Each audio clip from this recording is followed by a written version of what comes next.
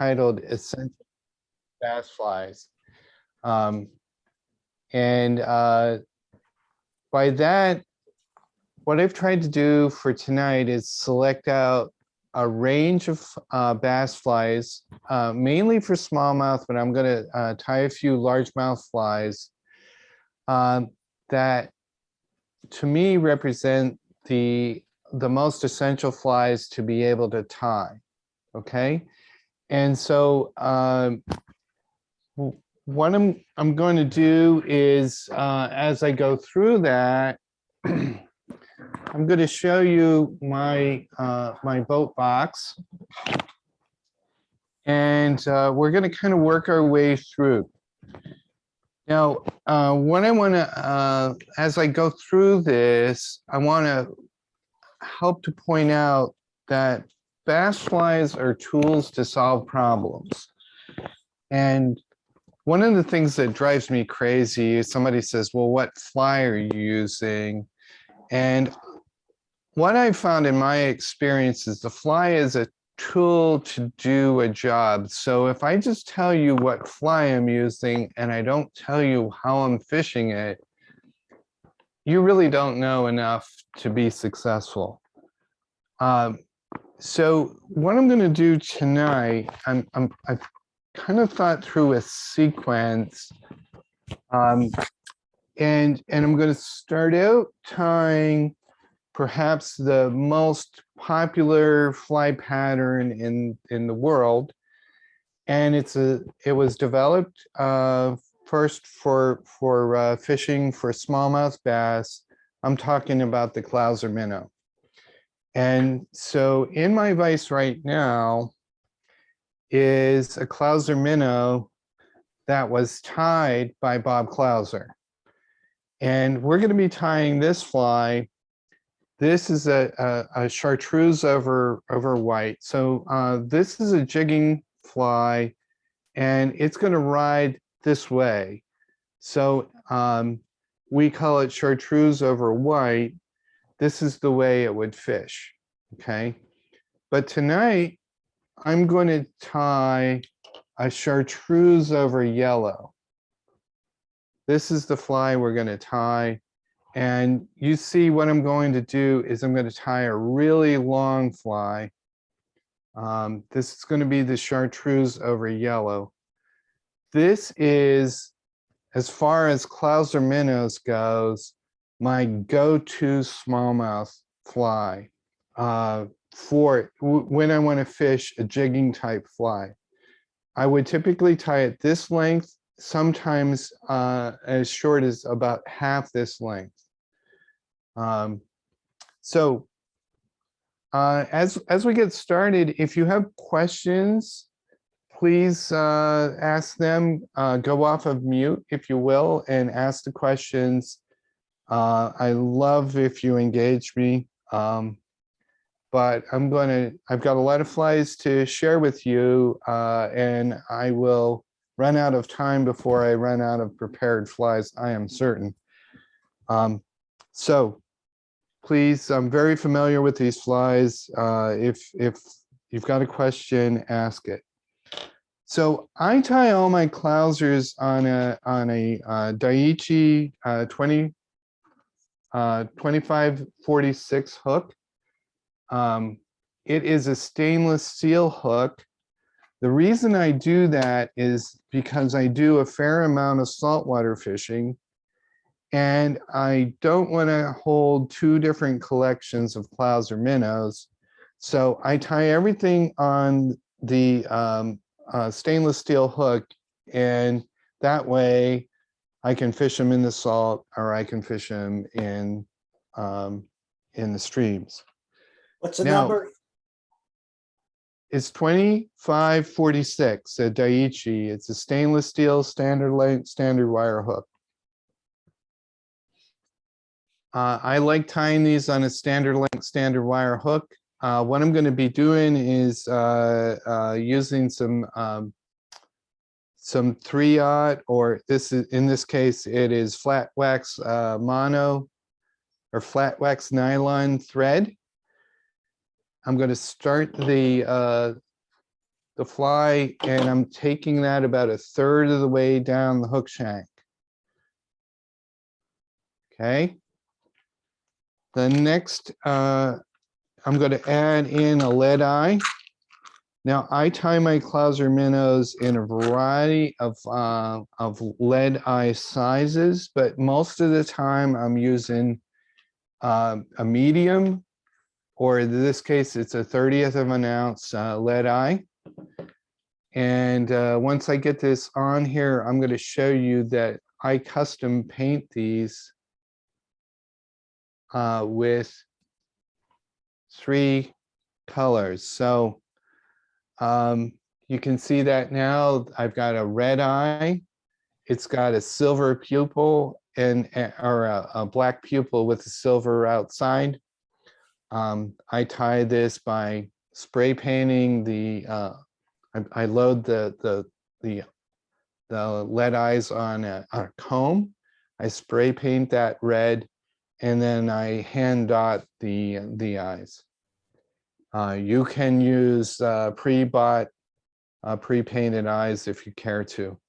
Now, the way I attach this is with a figure 8.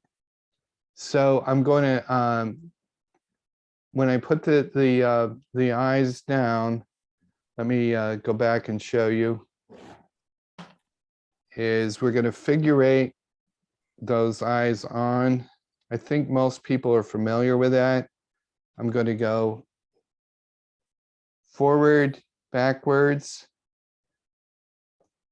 And then what I'm going to do is I'm going to wrap around the base of the eye going in a circular fashion, and that's going to tighten up those thread wraps. I'm going to put a few more on, and then I'm going to come in with a Loctite, okay, super glue, and I'm going to lock. I'm going to put a little glue on both sides.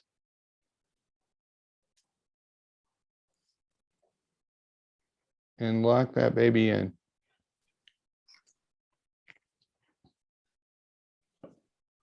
Cool.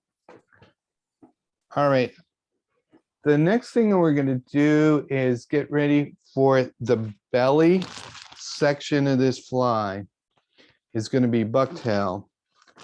And TC, maybe you want to go to the other camera here.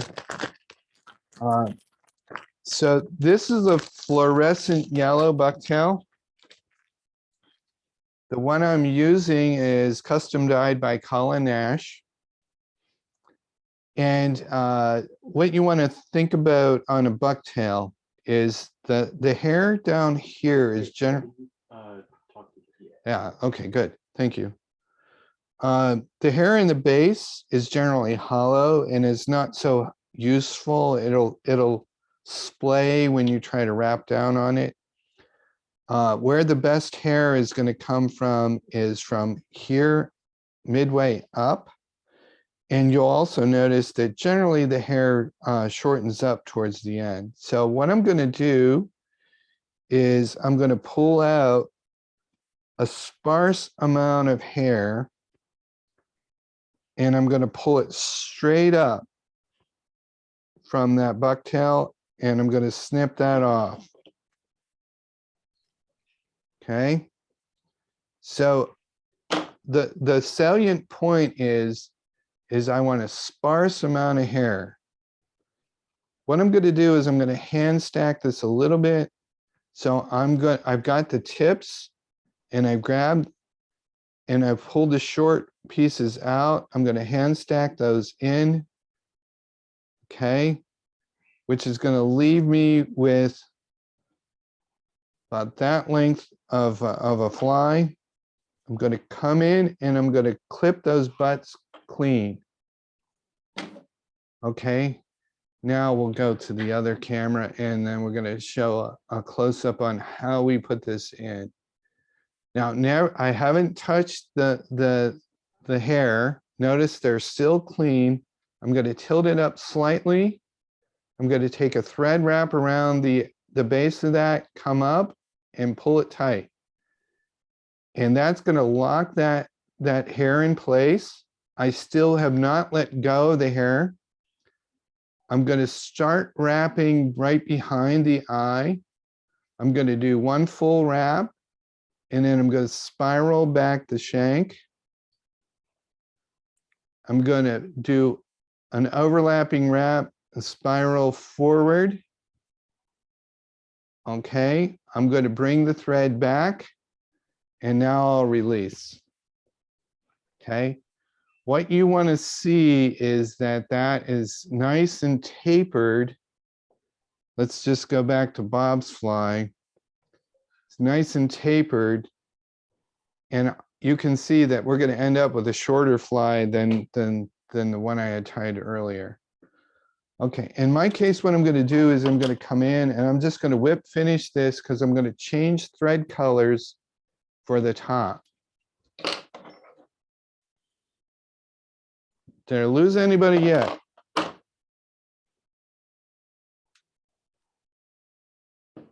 Cool.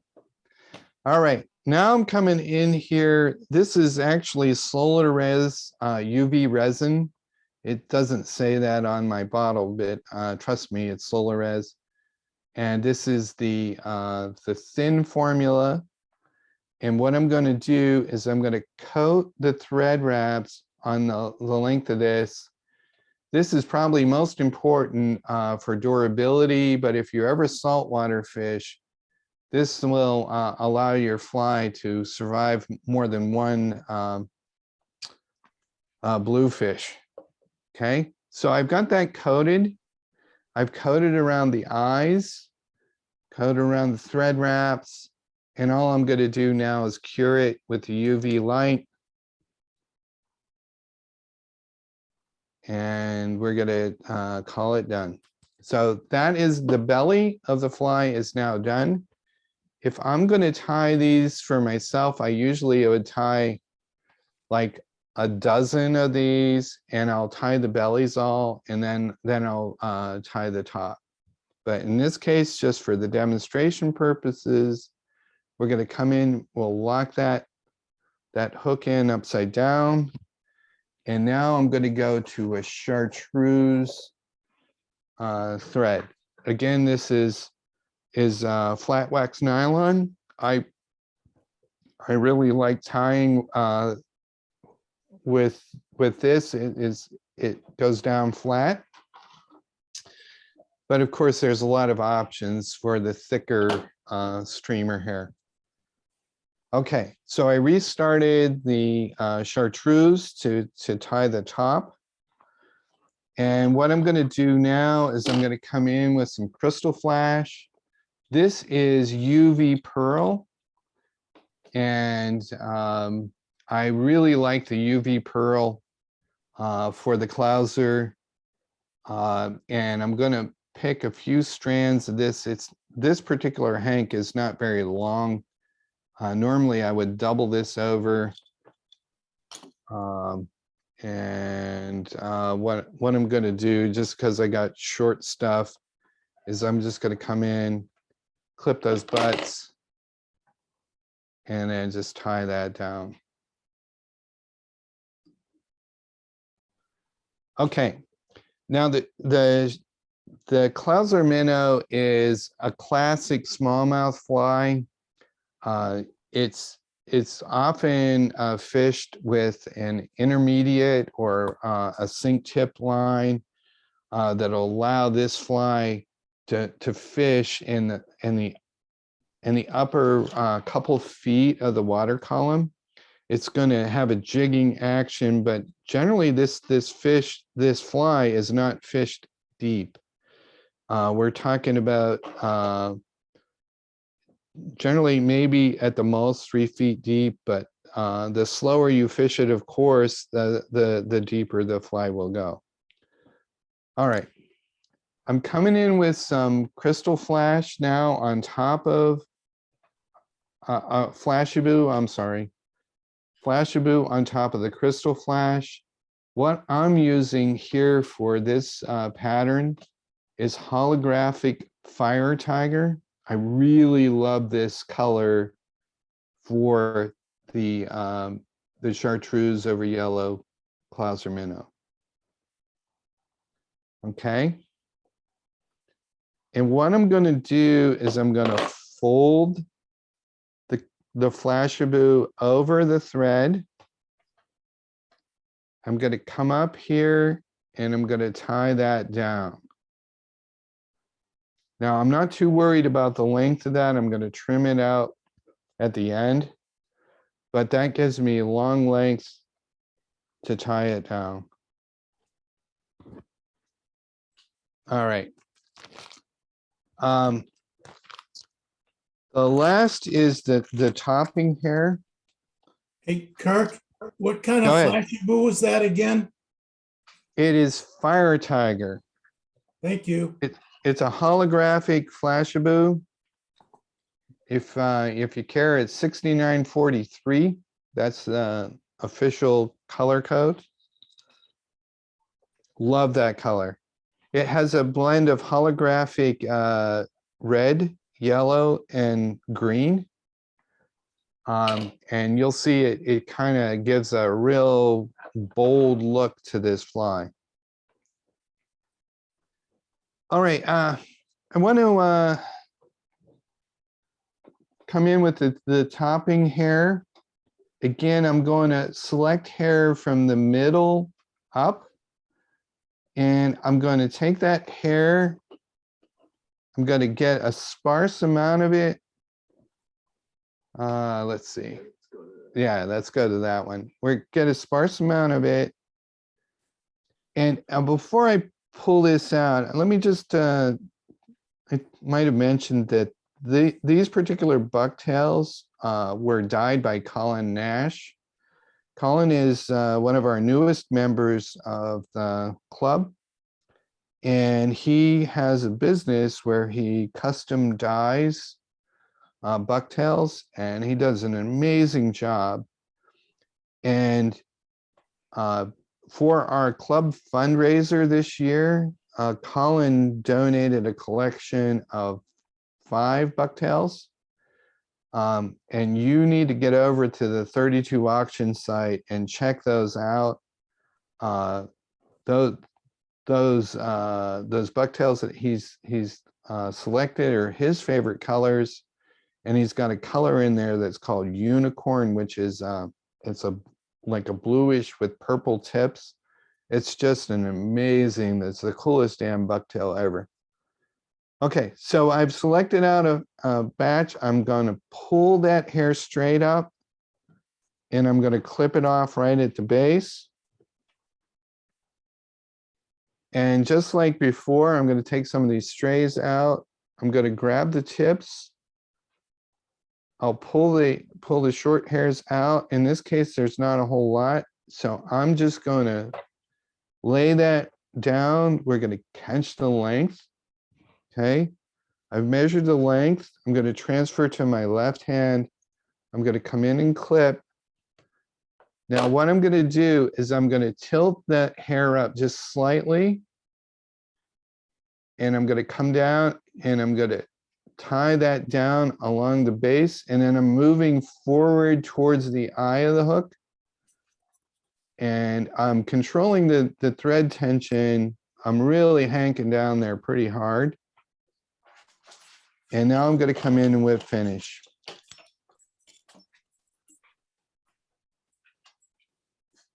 Okay.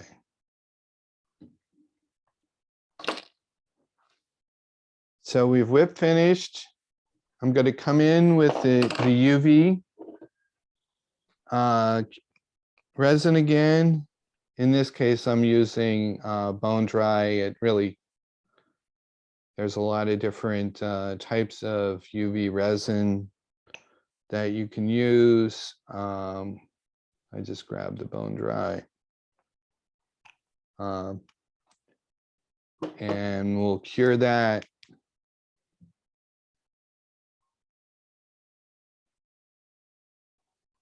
And then the last remaining step is that's the length. And you can see that the flash is longer than it needs to be. And what I'm going to do is I'm going to cut in. Oh.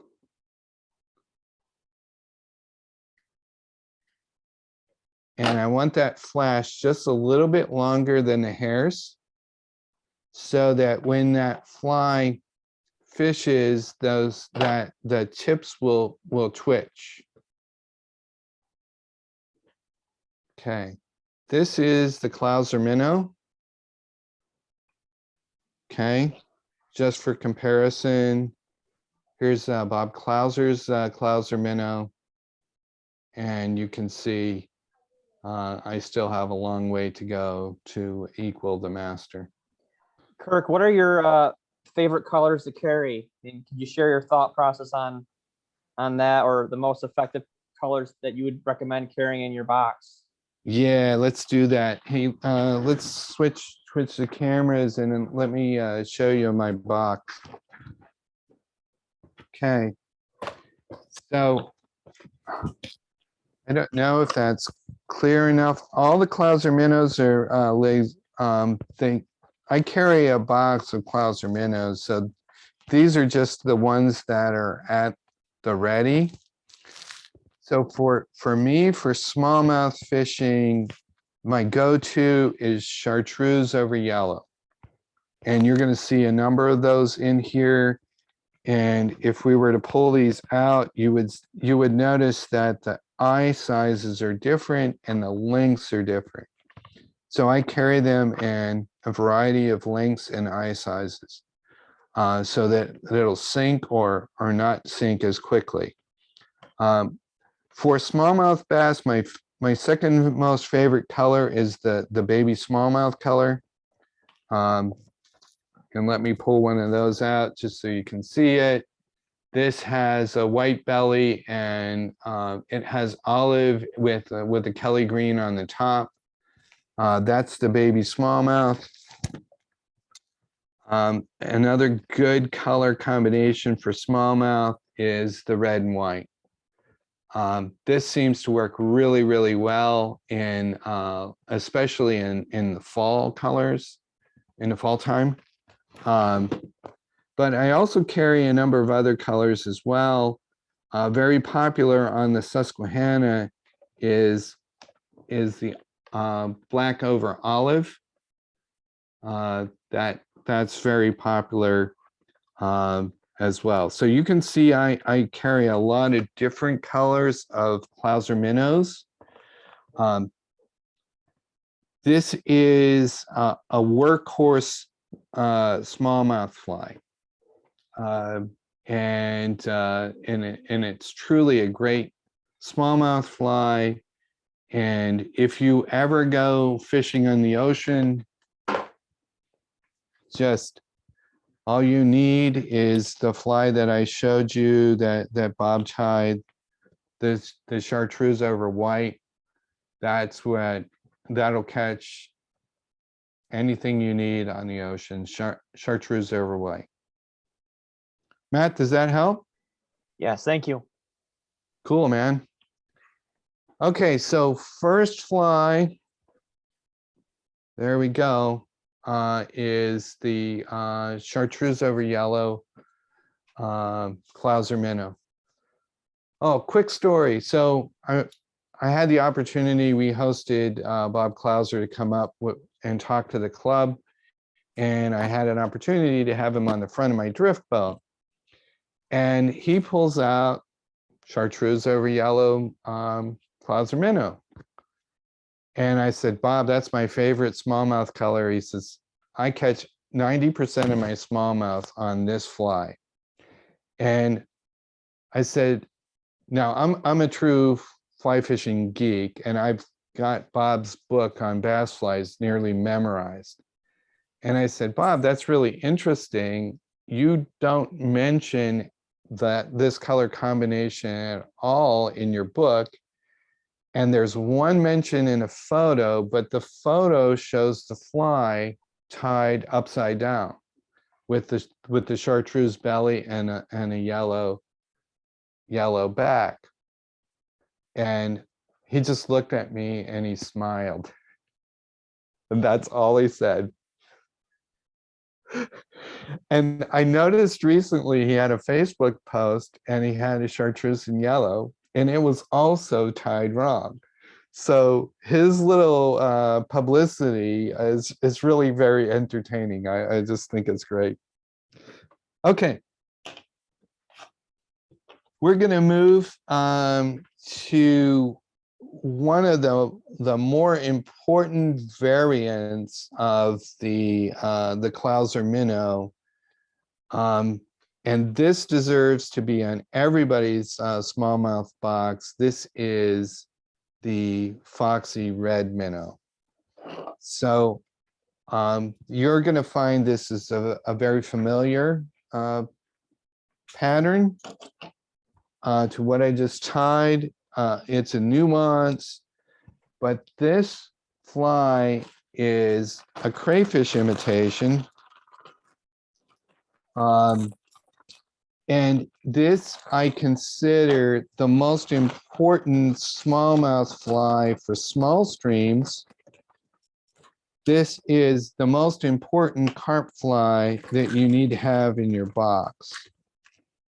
And so we're going to tie next the Foxee Red Minnow. Again, this is a Bob Clouser fly.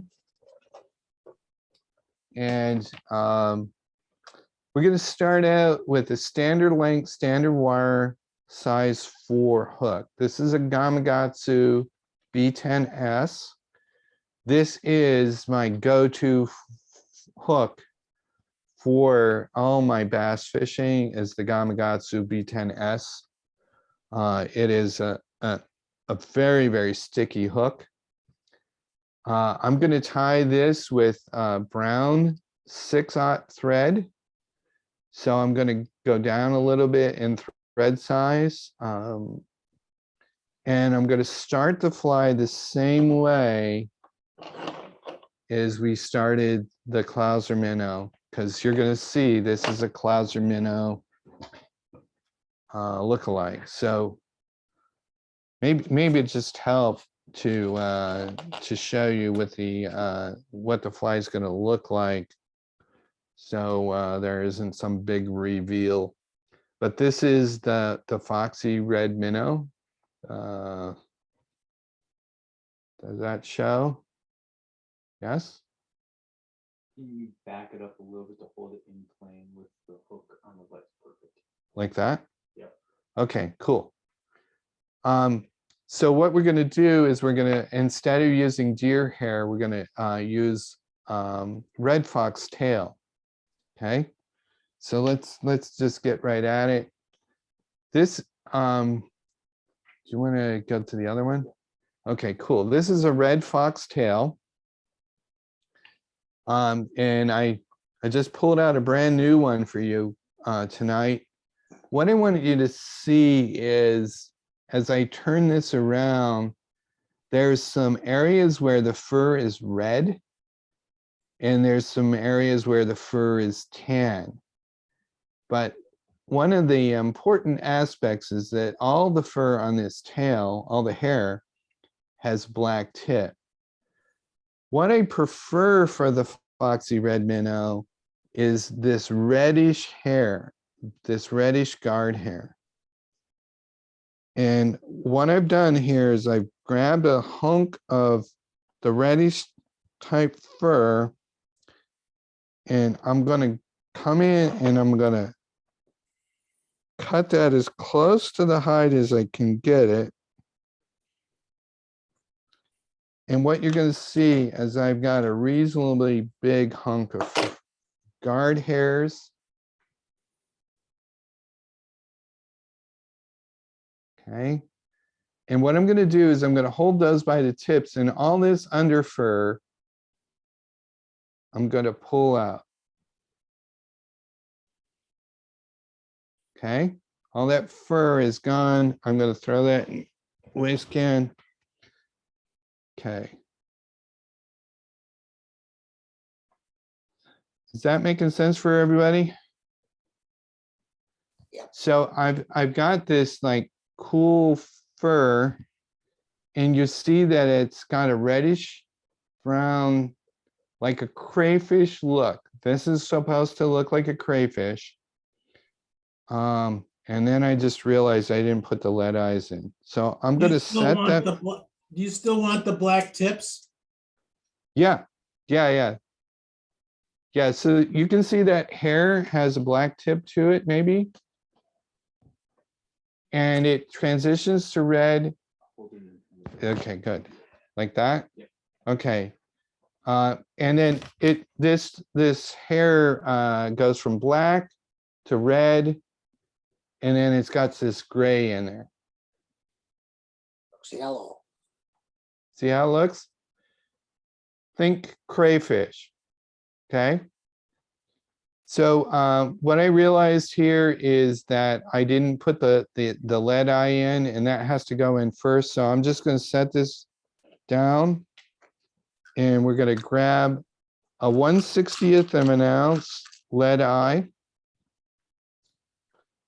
And in this case, I'm going to attach it the very same way that I did the Clouser Minnow, by figure 8 over. And let me describe this lead eye to you. What I did for these is I took some black and spray painted the lead eye, and then I took some fingernail polish that has silver flakes in it to give it kind of a iridescent look. You can be fancy like that, or I've made these just with plain lead eyes. I've used plated lead eyes. But the point that I want to leave you with is I tie these with, this is an extra small lead eye. I tie them with small, and I tie them with bead chain, so that I can fish this crayfish pattern in a variety of water types. If I'm fishing really shallow, I'm going to be using the bead chain. If it's a little bit deeper, I'm going with the extra small. Deeper still, I'm going to go with the small. But these will, and that allows me to cover a variety of water types. Make sense? Okay, now I'm going to, I figure eighted. I'm going to go around the eyes like I did with the Clouser Minnow to lock that baby in. And the last thing I'm going to do is put a decent amount of super glue. There we go. So lock that baby right in. Okay. Now, thank God I did not disturb my hair. So I'm going to grab that, and it's ready to tie down. What I'm going to do is I'm going to clip those butts. And just like I did for the Clouser Minnow, I'm going to tie those butts down. Okay, in the front, I'm going to swing back. I'm not leaving go. I'm actually pulling back lightly towards the tail.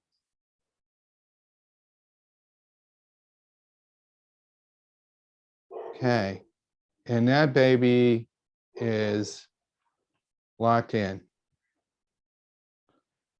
Okay, I might have gotten a little more hair in there than I would have normally done. So this is a little more bushy than, so it's not worth taking apart. But when you tie it, don't put quite as much hair in there. I'm gonna come in. I'm gonna put some UV resin on that exposed area. I'm going to lock that. That's going to lock that hair down and keep it from getting frayed when it's bouncing along the bottom. And then I'm going to come in with the light and cure it.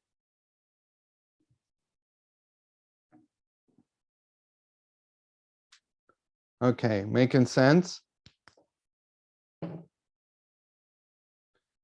Now, just like with tying the regular Clouser Minnow, I'm gonna flip it over.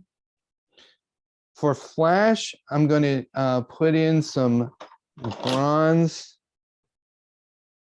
This is bronze Flashaboo. So it's a little duller. Can you see that okay? Okay. I'm gonna pull out maybe, I don't know, 5 or 6 strands.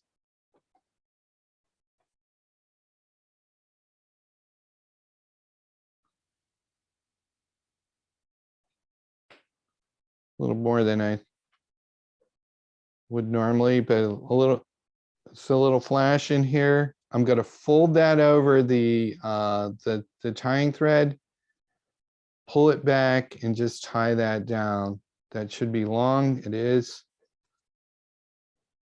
Okay, and then for the back, I'm gonna come in and get some more of that cool red fox tail. This is when it really helps to have a trapper buddy. George. Okay. So same as I did before, I took a hunk of that fur. I'm going to grab the guard hairs and I'm going to pull that fur out. So I'm just left with the guard hairs. I'm going to throw that away. Okay.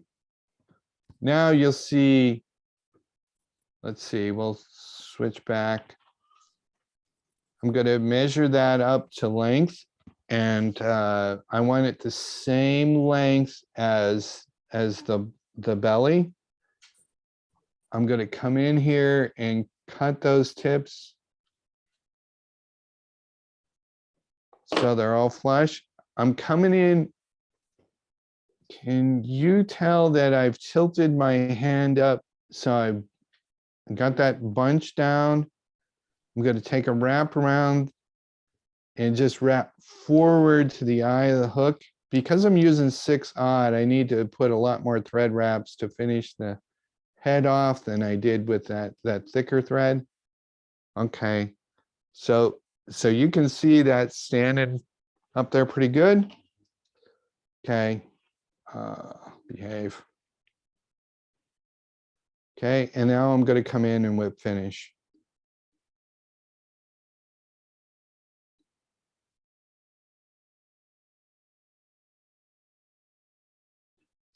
All right, so this fly, the Foxee Red Minnow, if you are wanting to go down to the Cohocton River, the Tioga River, the Chemung River, and wade fish the shallows, and just have a lot of fun, this is the fly you want to fish. Go over to the Genesee in the lower section below the trout areas. This is an amazing fly.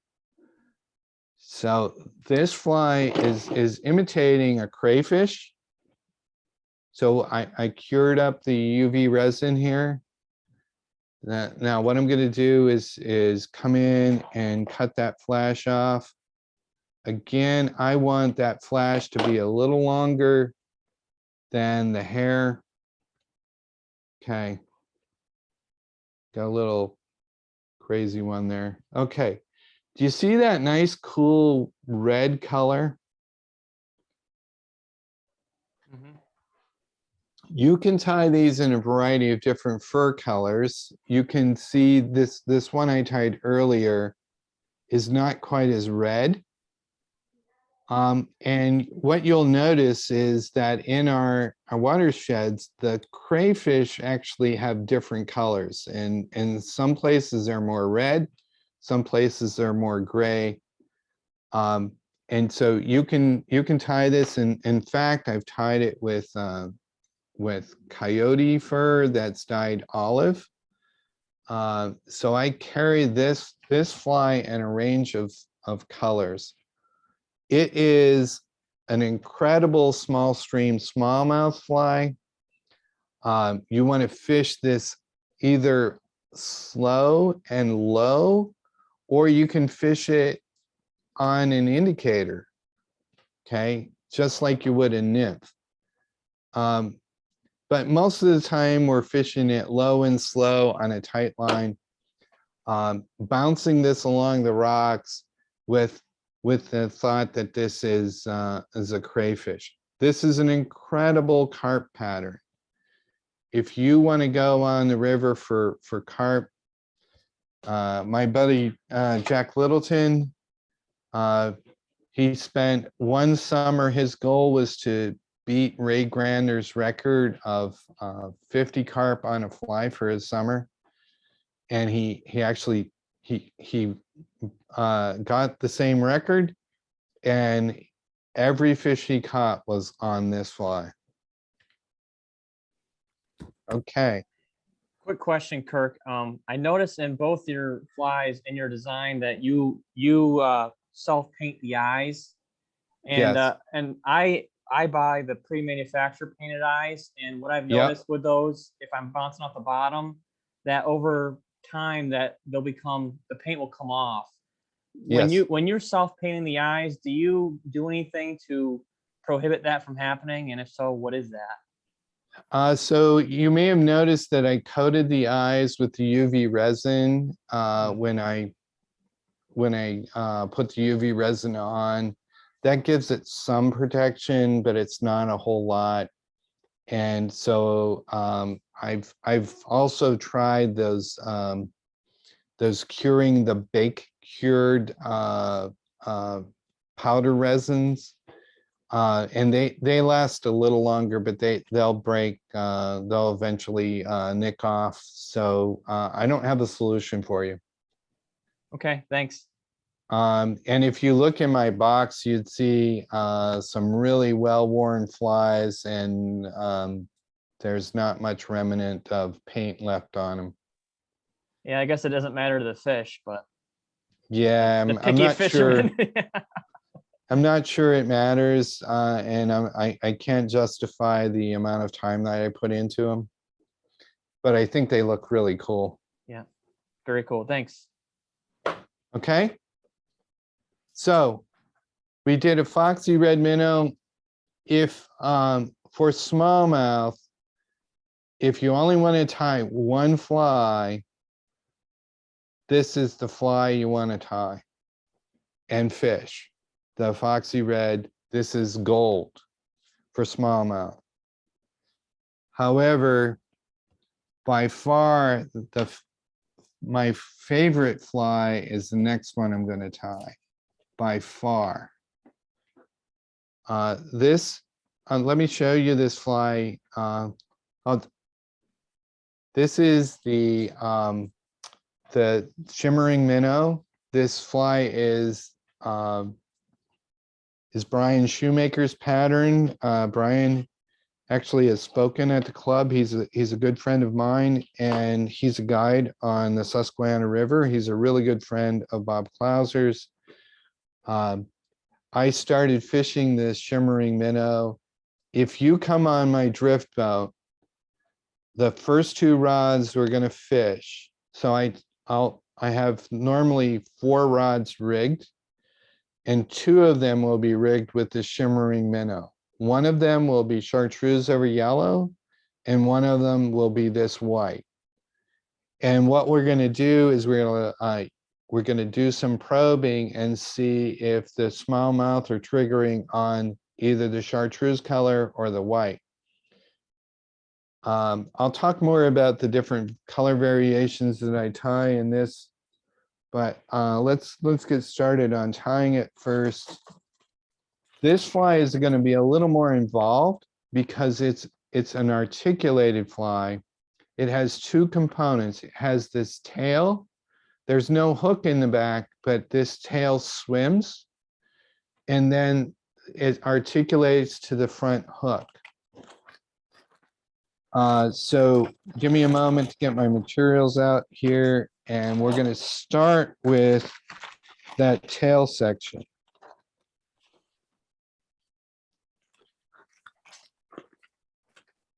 All right.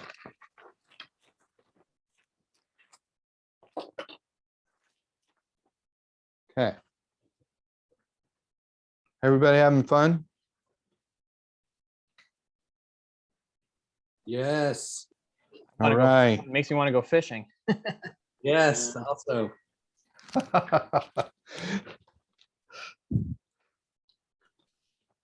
Well, TC, I think we're beyond our little, our computer Yeah. curveball, man. That was a little unnerving. Totally. Kirk, who did you say was the inventor of this fly? This is Brian Shoemaker. Thank you. Yeah. By the way, if anybody needs instructions on this particular fly, I have some detailed instructions, and if you email me, I will send them to you. Okay. So let me think here.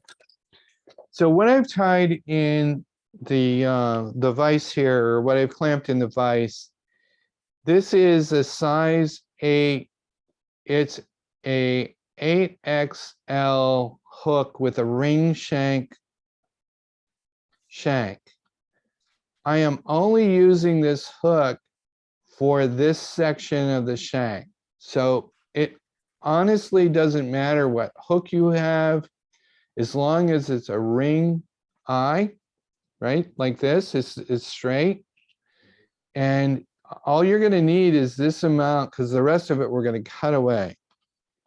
We're just gonna make that little twitchy tail, which is the secret of this fly. What I'm gonna do is I'm gonna start my thread, and I'm gonna go back there maybe a 1/4 inch, not very far at all. And I'm going to just put a little super glue on this to keep everything from moving around, so I don't want it sliding off. It's never happened, but I always put a little super glue on there. Now, the tail is a marabou, and I'm going to pick out, I like the fluffy marabou.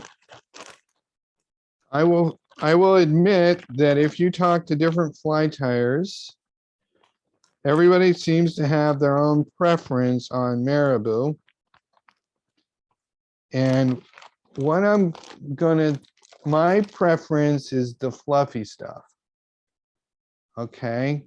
So what I'm doing here is I've got this feather. I'm going to grab in some of this fluffy longer stuff. I'm going to cut along the length of the hook. I'm going to pinch it together. And now I'm going to switch over and tie that baby down. It looks like I've got my tips got a little unruly, so I'm just going to cut those off and then tie that baby down. Okay. That's a little sparse tail, so I'm going to just add a little bit more to it.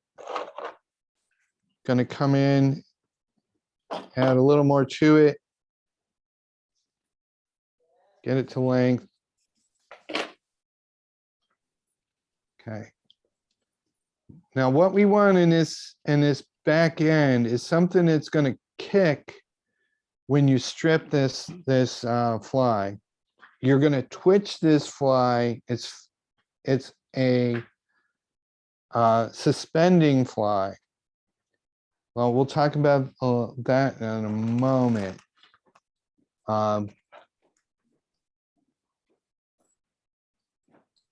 Now I'm going to come in with some silver holographic Flashabou. Okay. I like this to be kind of flashy, so I'm going to grab maybe, Have to leave this one, right? Yep. What's that? All right, I've got some silver holographic Flashaboo. Okay, I'm gonna come and I'm gonna tie this down the side closest to me.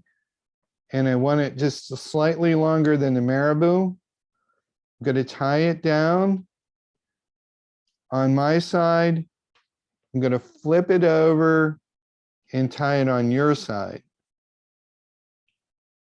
Okay, now I'm gonna pull this back. And with any luck at all, I'm gonna have a whole bunch of flash along the lengths of the marabou. Okay.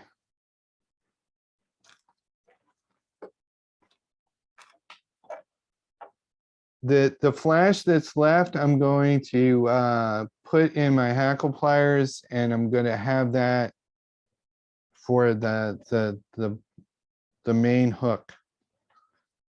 Okay, now I'm gonna come in and I'm gonna put some peacock topping on that.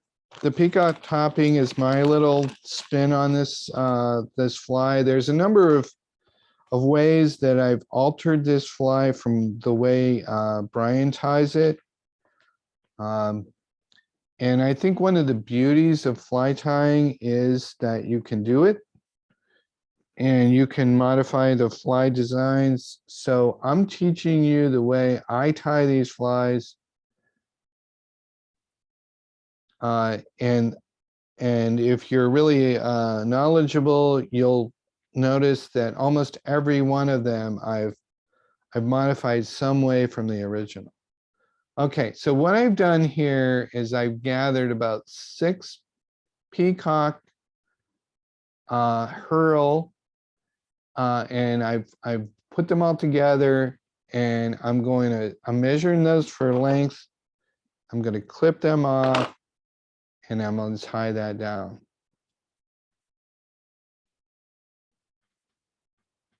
Okay. Last step is this is Palmer chenille. This is medium in pearl color. This is the workhorse for the Shimmering Minnow fly, this Palmer chenille. What's different about this chenille is, let me get some out. Okay. I don't know if we can see that. Hold it back towards the hook. There we go. Okay, I'm getting there slowly. All the fibers come out of one side of the chenille. It's different than normal chenilles. This only has it coming out one side. So what we're going to do is we're going to wrap this like you would a dry fly hackle, but it's unlike a dry fly hackle. This like twists like a puppy. So what we're going to do is we'll tie the tip down. Okay. And then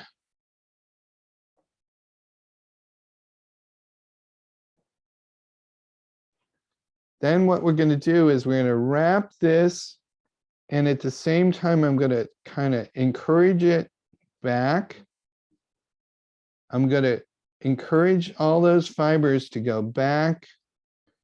What you can't see is I'm actually manipulating the twisting of the chenille itself to try to make it so most of the fibers go back. And all I did was 4 wraps. I'll put another one on there for good measure. And we're going to tie that down. Okay. Now I'm going to come in here and I'm just going to clip the core of that chenille. I'm going to pull the shoot match back, and I'm going to wrap backwards to lock all those backwards like that. Okay. And then we'll just go in with the whip finish.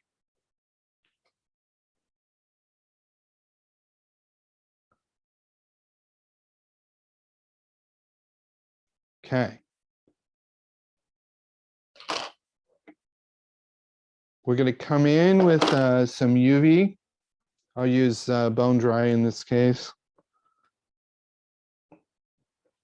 And, oh, by the way, you say, Kirk, I don't have any UV. That's kind of fancy. That's more than I want to invest. Okay, what you want to do is go down and get some Sally Hansen's Hard as Nails. It's a clear fingernail polish. It's dirt cheap. They sell it at Walmart. And the only downside is you're going to have to let it dry between tying steps. Okay. But it's certainly manageable. And I tied that way for years. Sally Hansen's Hard as Nails is a really good solution if you don't want to get the money into the UV. All right. Now I've got the back end. Yep. Video error. Lost Yeah, the feed we'll get- there. Oh, yeah, there.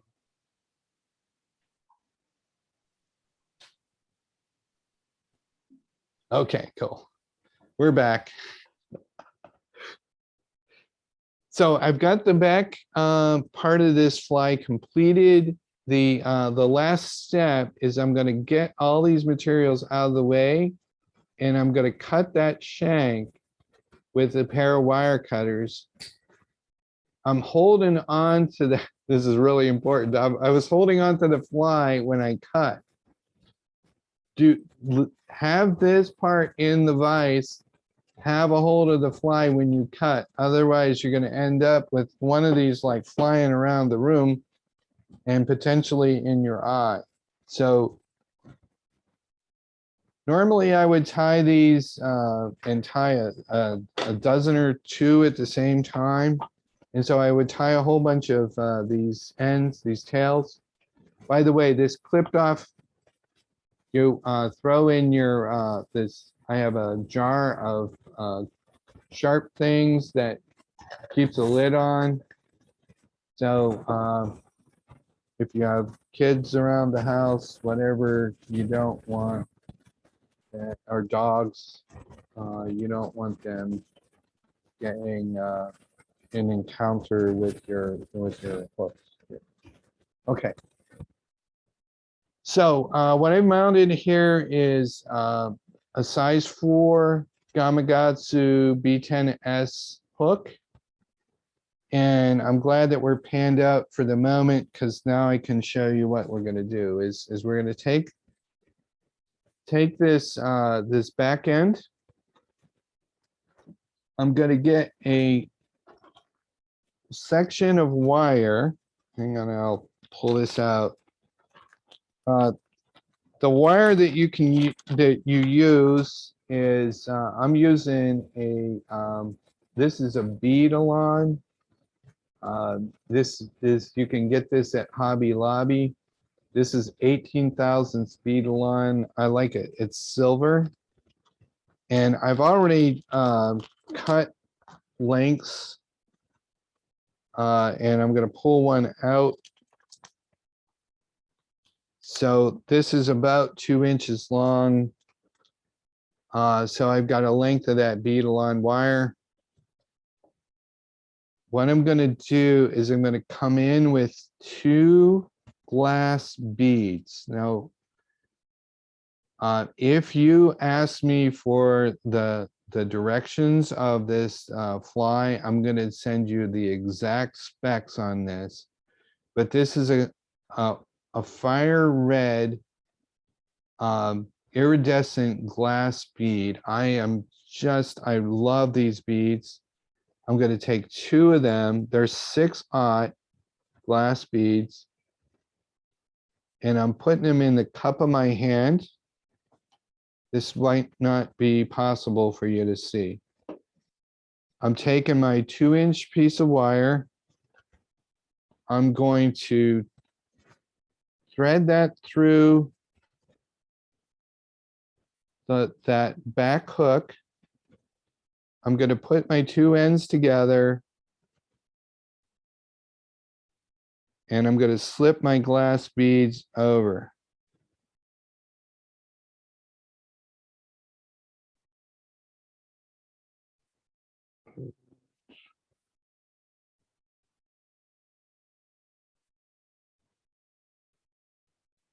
Now, one of the things we've got is the lighting is perfect for you, but it sucks for me.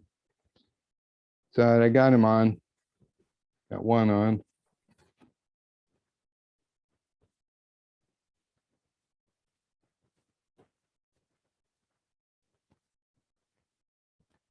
Got two on. All right.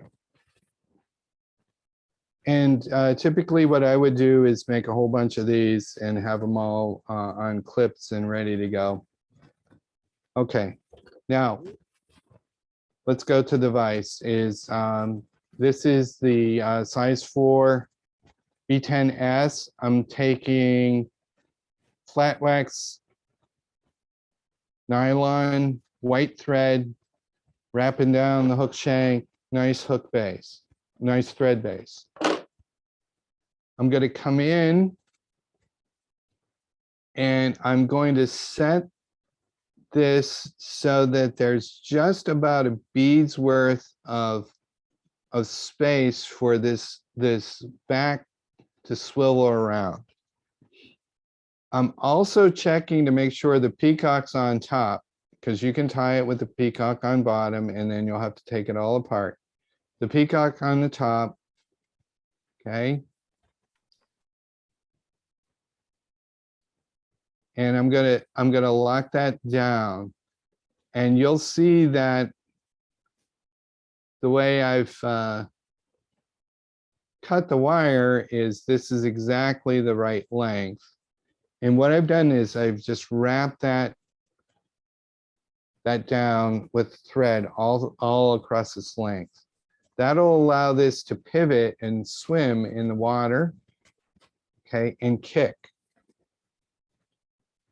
What I'll do next is I'm going to just take a little bit of that super glue, the Loctite super glue, and I'm just going to put it along the length of that, like so. Okay. Now we're ready to start forward with the with the main hook. I'm going to tie down that Palmer chenille. Again, it's medium. This Palmer chenille comes in different lengths, and that defines the length of these fibers. The medium is perfect for this. I have tied these on a smaller size hook, like a 6 or an 8, and used the smaller Palmer hackle. And I have heard of others that tie with the large, but for our purposes here, the workhorse fly for me is size 4. It's going to make a fly that's about 2.5 inches long. To me, this is perfect for smallmouth. I'm going to put about, I'm going to guess there's about 8 wraps. And then I'm going to tie this off. So that's maybe the rear third, maybe the rear quarter of the body. I'm just going to cut that Palmer chenille and get it out of the way. Pull it backwards. And I'm going to tie a wing in. And this is, we're going to like this fluffy marabou. So I'm going to get some more of that marabou and tie a wing.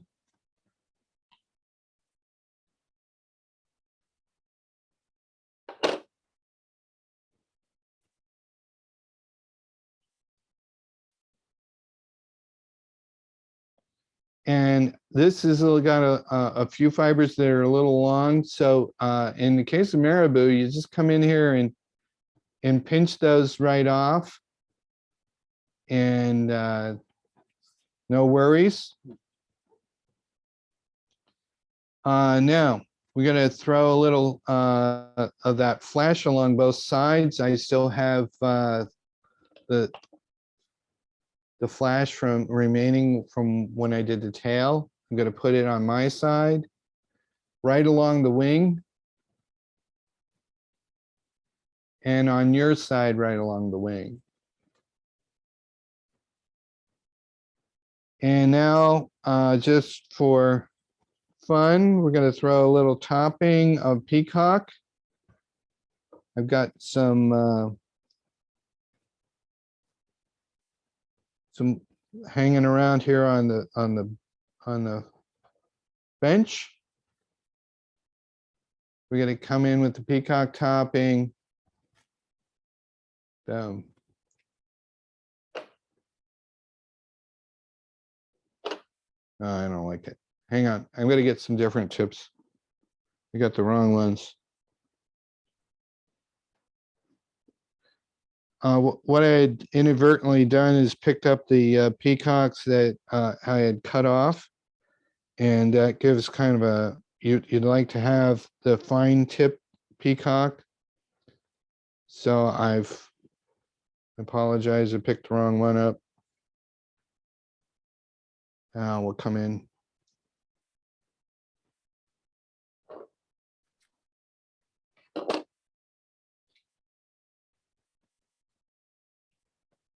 Not that it matters, it will just swim a little bit more easily. Okay, so I put a wing in. I've got the flashaboo on the side, peacock topping on the top. Now I'm gonna come in with the Palmer hackle and tie that back down. And we're gonna wrap forward. Again, it's all about pulling that that Palmer hackle backwards. If it starts to mat up or you want to get that free by brushing it with your hand. If you need to, get your dubbing needle in here and pick those fibers apart. Don't let them get misbehaved. You want them to be free and wrap forward. Like I said, it should just look like dry fly hackle or maybe a wet fly, like a soft hackle. It's just gonna angle backwards. And we're gonna work our way up the shank of that hook all the way to the eye.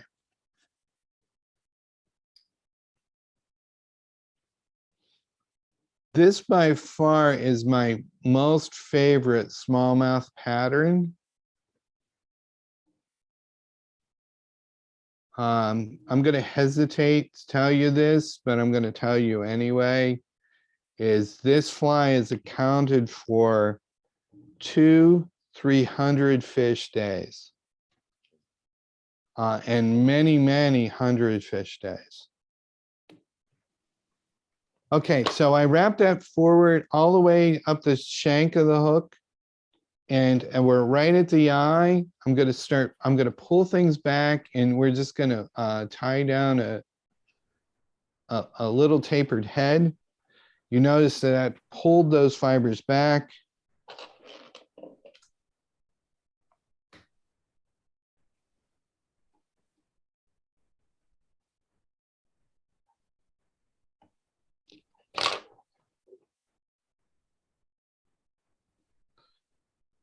Not only is this a great fly for smallmouth, but it's a great fly for trout. I've caught steelhead on it.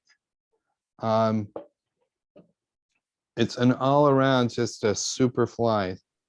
Okay, we're gonna come in here with the UV cure resin, and we're gonna finish off those thread wraps. Again, if you are not wanting to fork over the dough for the UV stuff, you're still, please be encouraged, stay in the game and just use your Sally Hansen's hard as nails. Kirk, I'm sorry, I missed the type of UV resin you used was what kind again? So for this head, I use Solaris Bone Dry. Okay.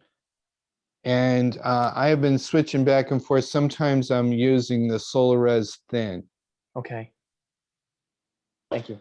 The difference is the Bone Dry isn't tacky when it cures. But this container is like $19. So Oh, wow. Huh. yeah, so it's a lot more economical to use the normal Solares. It's just a little tackier when it dries. Mhm. And frankly, I think they're interchangeable.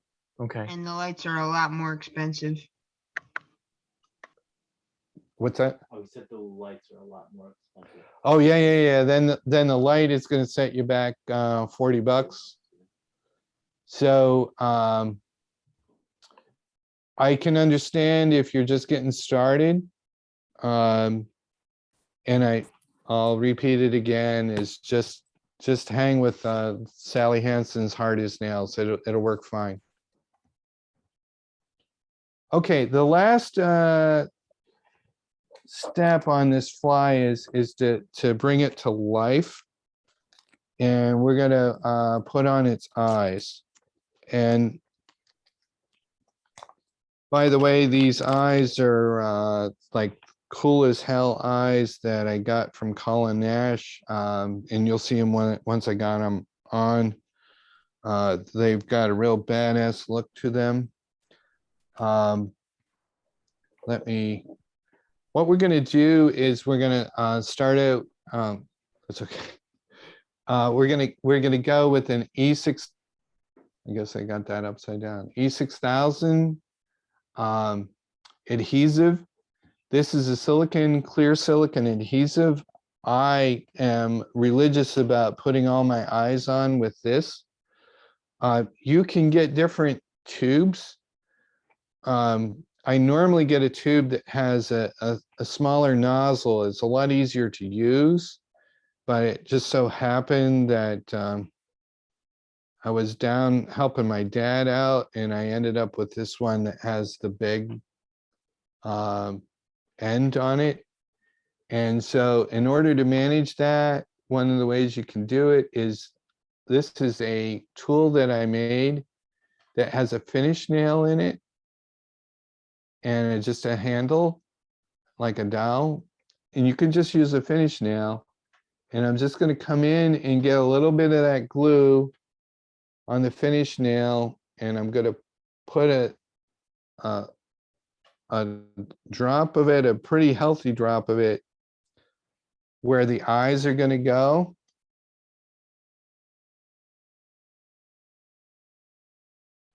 Okay.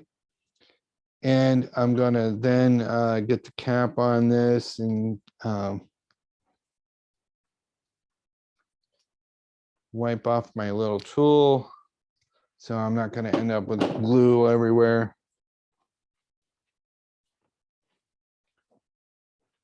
Okay, now I'm going to come in and I'm going to get the eyes. I'm going to pop those eyes out, and these ones you'll be able to see when TC gets a close-up. These have a pupil that's shaped in an oval, and I like to put them with the small end towards the front of the fly, and get the other one on here.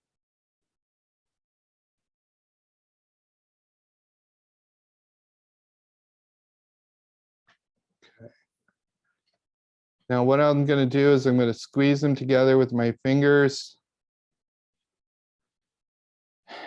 And there you go. That is my version of the Shimmering Minnow. Okay. Very cool. Now, TC, we'll go over to the fly box here, and we want to talk about the Shimmering Minnow just a little bit. So when it comes to the shimmering minnow, this is, as I already mentioned, is my workhorse fly. And so the white is up here with the peacock topping. I make this with chartreuse and yellow, and this is actually my very favorite smallmouth color. But you can see that I carry this in a wide range of colors that go from white to red and white, chartreuse and white, yellow, chartreuse, chartreuse and yellow, olive, tan, and black. Okay. And this is my boat box, and you can see that the shimmering minnow is a big part of my boat box. Okay. Now let's talk a little bit about fishing this suspending fly. As I mentioned at the very start, there's these bass flies are tools. And as such, this suspending fly, its place in our quiver, so to speak, is that this fly sinks really, really slowly. Okay. So when we deliver this fly, I like to deliver this fly to structure, and I want it to sit cross current to the structure and twitch. I don't want it to move away. I want it to twitch. So what we are going to do is we're going to throw it to the structure, and it's best done on a boat, but you can certainly do this as you're waiting, is you're going to fish it, and as it goes down along the structure, you're just going to twitch it.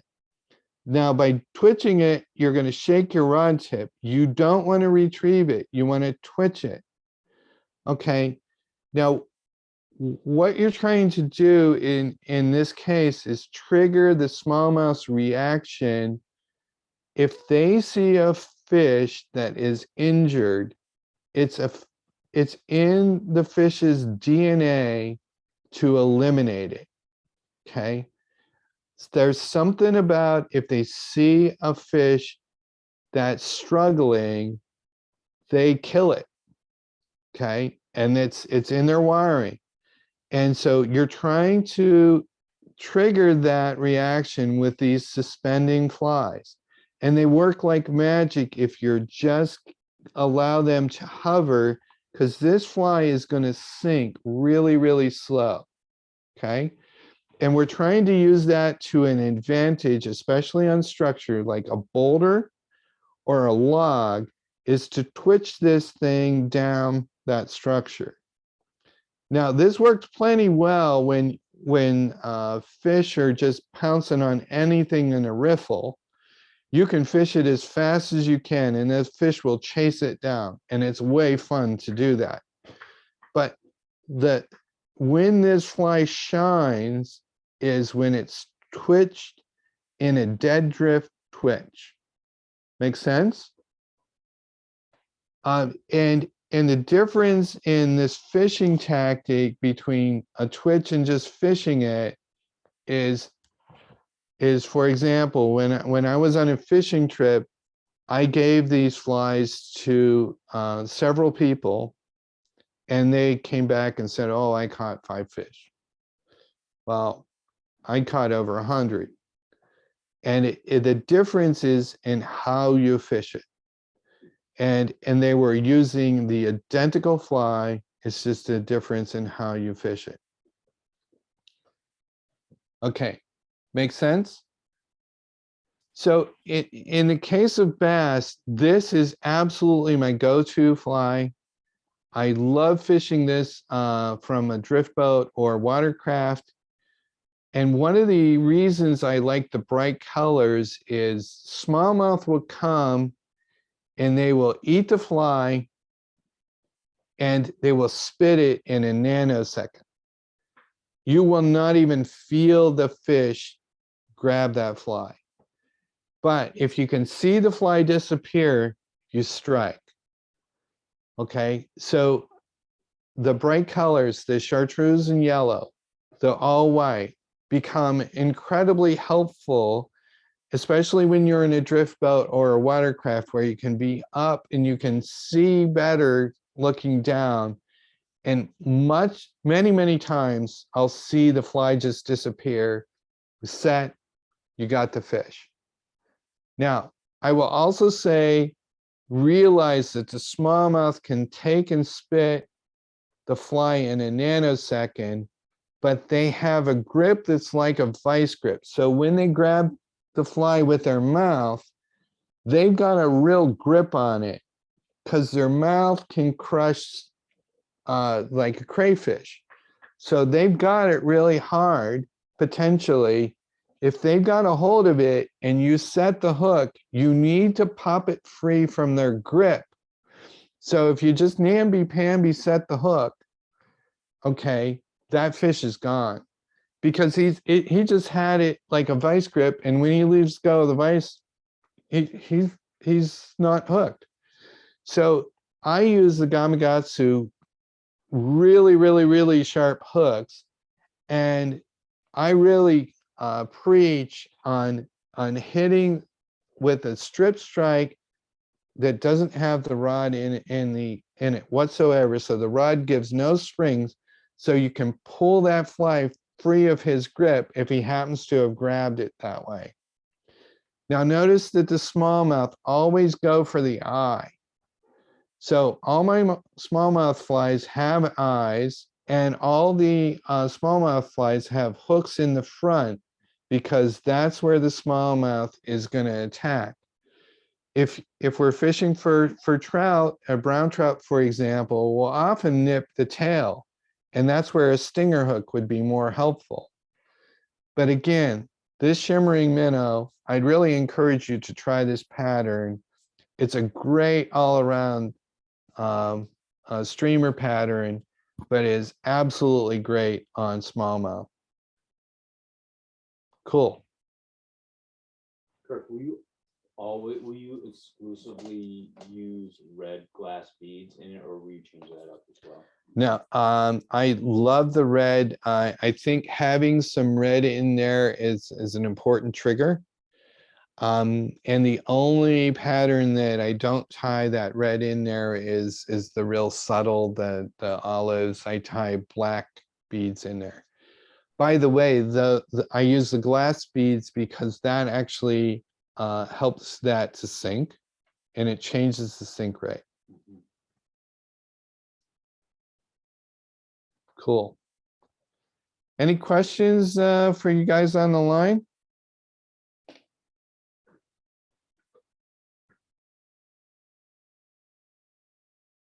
You're fishing that on a floating line? Yeah. Okay. Yeah, I am. You can fish it on a sinking line, but I would just use something that sinks really slow. But most of the time I'm fishing it on a floating line because I'm trying to work the top foot of the water column with this. I'm not trying to go any deeper. This suspending fly is designed to fish that way. That's what it's all about. Whereas the Clouser Minnow is designed to go maybe deeper, but you're trying to get maybe a couple, 3 feet down. Of course, you can tie these, and I do, with really heavy eyes if you really want to go deep. But what I want to show you next is when we want to go deep in the water column, how do we dredge? We ready for that? Cool, man. All right, so what we're gonna go is to a really deep. Oh, hang on. Good. And this fly is called the meat whistle. Let me get my materials out here. I think we're going to be out of control here in a moment. The meat whistle was developed by a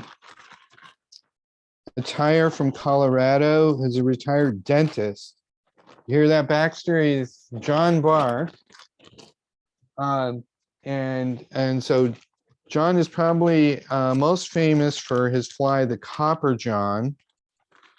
But the meat whistle is a fly that he developed for bass fishing.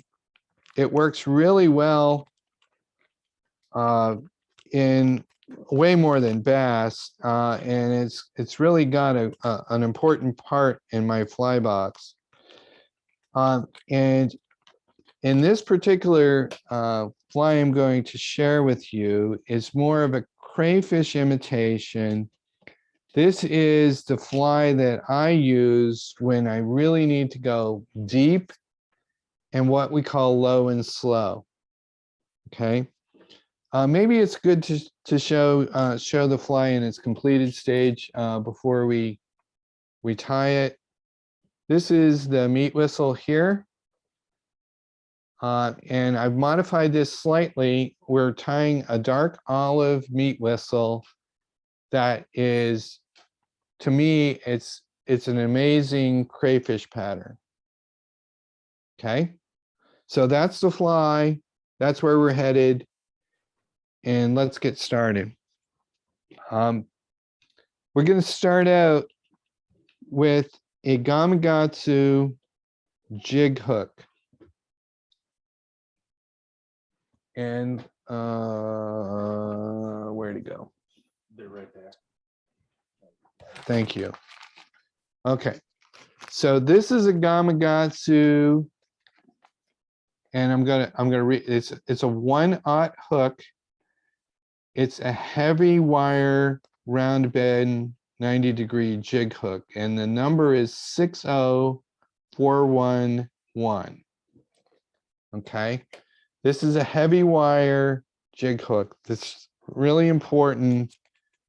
This hook is crazy important.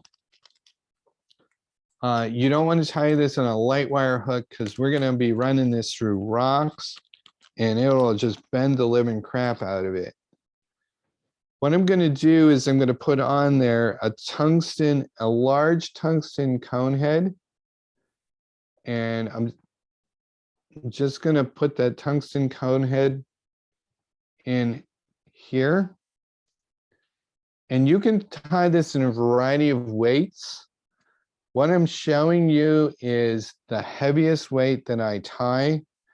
This is about, when it's completed, about a 35 grain fly. It's like crazy heavy. You need to use a Belgian or a tension cast when you're casting this. I often fish this with a sink line because the whole objective is to get this down and get it deep. Although I have fished this fly and do fish this fly with a floating line when I just need to get down quick. Okay. So we've got it. Before you move on, Yeah. can you talk a little bit, where do you get those hooks? Because I know that they can be hard to find, and if you can't find them, is there a hook that's comparable? So I'm kind of a little bit of a stickler about these hooks. So I will search and get these on eBay because they're out there. I'll get them by the 100, but I've been able to find them. And this particular hook, I think, is carried by Dakota, but I'm not 100% certain. So I do have other jig hooks that I've tied on, but I keep coming back to this. Okay. Is that cool? Mm-hmm. I'm going to weight the hell out of this. So I am putting in 30 thousandths lead wire, and I'm going to put 20 wraps on. Okay, and you're going to go, well, that's crazy. It's crazy heavy, and I get it. And what I would submit to you is that you can tie this in a variety of ways. I wanted to tie this though to illustrate to you a really effective, by the way, low and slow smallmouth fly. And TC, you've fished with me and you know how effective this fly can be. Okay, so right now, my problem is that this this cone head can slip over the bend of that hook. And in order to prevent that from occurring while we're fishing it, what I'm going to do is I'm going to put a thread dam up here in the front that'll keep this thing from slipping over the front when we're fishing it. So I've got a thread dam in there. And I'm going to come in.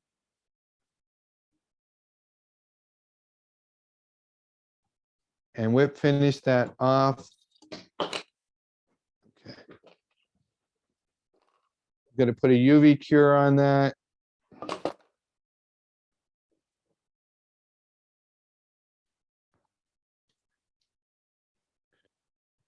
And again, that it's an essential part of this fly, just because of the way the tolerances work out. You don't want that to slip over the front. So now we'll cure that in. And we're going to come in and we're going to slide the lead wire back. I'm going to throw some super glue in along the shank. What we want to do is lock everything in so it can't slide. Okay. Good. So now we've got all the weighting in place. And we're ready to start the fly. So I'm going to, in this case, I'm using brown. You can use olive, flat wax nylon. It's a heavier thread. Any heavy thread works fine. If you don't have heavy thread, use what you got.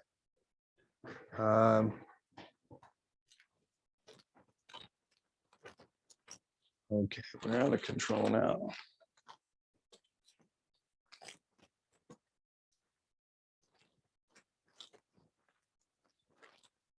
The body of this fly is made of sparkle braid.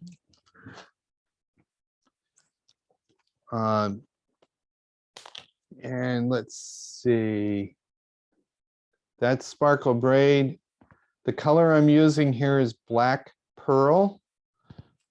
And you're going to see it's got like a greenish, blackish flash to it. We're not searching for, oh, hang on a sec. Almost forgot. Before I throw that body braid in, I'm going to throw in some black wire. This is ultra wire in brassy size. And what I'm going to do is I've got this on a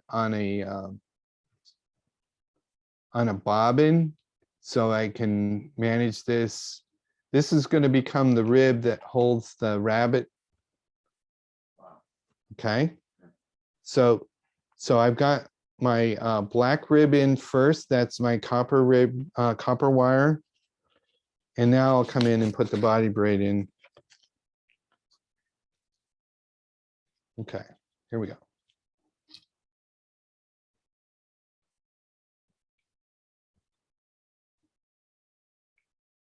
Okay, now I'm going to go ahead and wrap that whole body.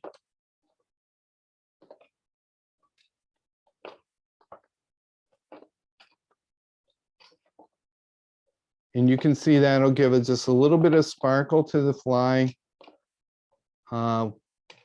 Not a whole lot, it's just a little bit. And I'm going to just wrap, I'm going to not quite get to the cone. I'm gonna leave a little gap there because I need a lot of room in there. And then I'll cut that off. Okay.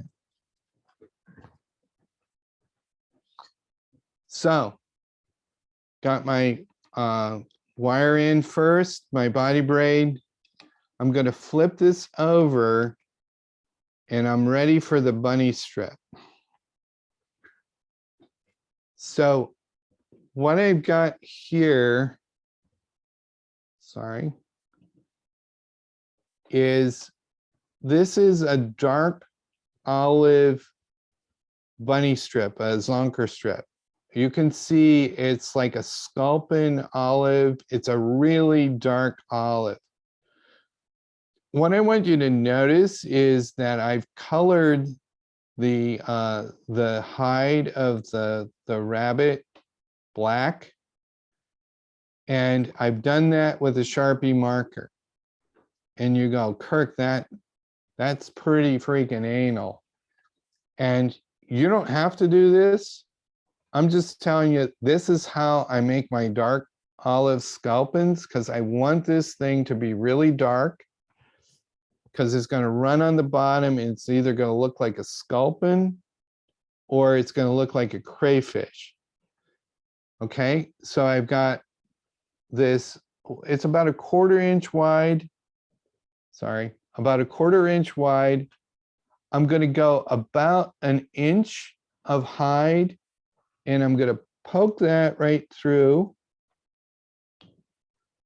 the center. Okay, so I've got that bunny fur impinged.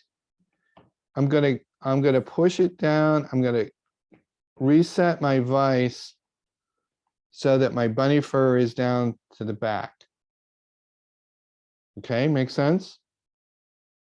Now the next step is I'm going to just gently push this along the shank of the hook. I'm gonna reach in with my scissors and I'm gonna clip it to length right behind where the cone is.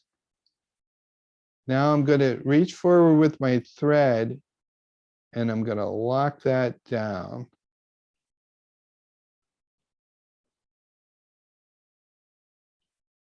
Okay. Now, if you're familiar with the zonkers, this is a very familiar tying style here. So I got that rabbit fur down along the body. You like a zonker would be. I've got it pinned down at the back. I've got it tied down in the front. And now what I'm going to do is come through with that black wire rib, and I'm going to walk that through that fur. And what I'm doing is I'm wiggling as I go down through. You can see that it's capturing some of that bunny. Not to worry about that. We're going to come through with the dubbing needle and we're going to pull that free. Okay, I'm going to take a couple turns up in the front and I'm going to tie that wire down. Okay. And then I'll come in and just clip that wire.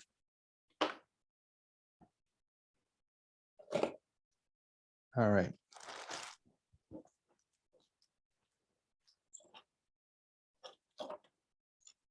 Looking for my dubbing needle.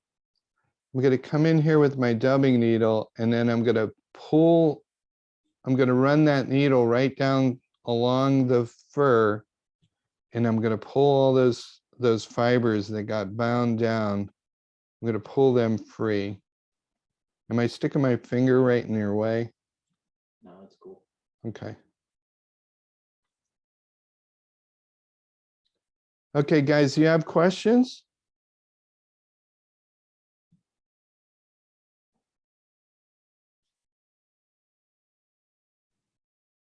Do I have you baffled?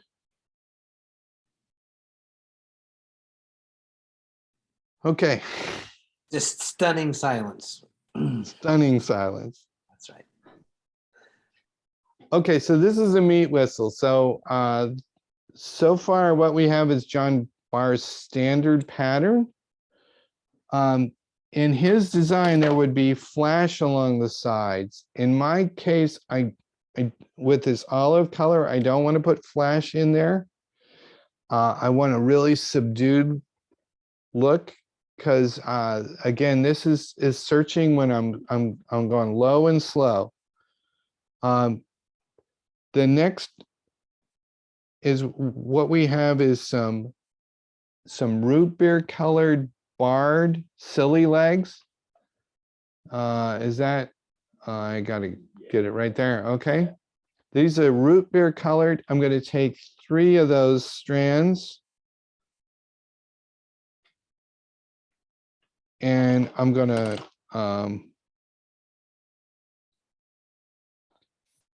clip 3 strands. And I'm gonna just wrap so they're about halfway. I'm gonna leave them dangling on my side, and then I'm gonna roll it over and tie it down on your side.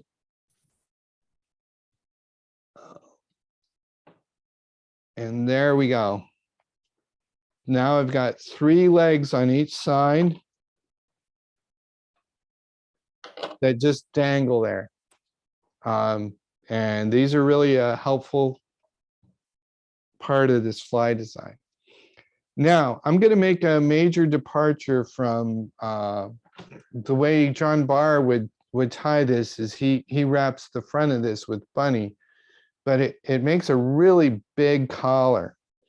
So to make the finishing collar, I'm going to take a different approach, and I'm going to use a dubbing loop with marabou in it to make this collar. So I'm not sure, TC, what's the easiest way to show this is I'm going to, there we go. What I have here is the Swiss CDC clamp. These were really popular a couple years ago. You don't have to use this tool, but I just thought I'd show it. I use it all the time for this. And what I've done is I've just captured, I'm gonna get a little bit more of that marabou feather with the clamp, okay? And what I'm using here is a Sculpin color olive marabou. This is really a dark olive marabou. Now I'm going to come in and I'm going to cut about, let's call it a 1/4 inch. The ends are showing, okay, about a 1/4 inch. Yes. And so that's ready for the dubbing loop. So if you're not familiar with a dubbing loop, what we're going to do next with the thread is we'll probably have to go back to the vise, or I'll let you figure this out, is we're going to make a big loop. It's about, call it 4 inches long with the thread. And I'm gonna tie that down. So now I've got a loop. And I'm going to come in right now with a twister tool, spinner. Yes. I'm going to hook into that loop. Maybe want to go to it. I'll let you. Okay, we're getting camera angles here. Okay, so we got a twister tool here. I got my finger in, so I'm preventing the dubbing loop from closing, and I'm just gonna spin the tool to get some pre-spins in. I'm gonna come in with my clamp, gonna lock that in. Oh no, No. I felt something move. Sorry. All right. We'll reset. It makes us feel better when you mess up. Good, thank you. Whatever I can do to help. That's right. Yeah, okay, good. All right. Reset. I don't know what happened there.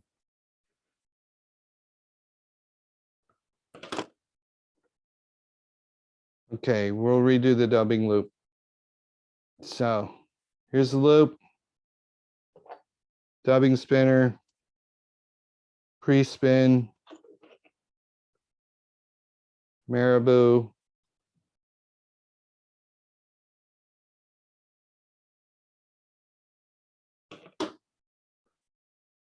Full spin.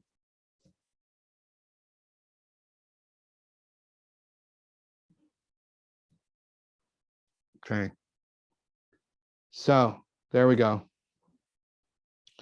Next, I'm going to come in with the hackle pliers and grab that dubbing loop. We just turn it around the fly. And there we are.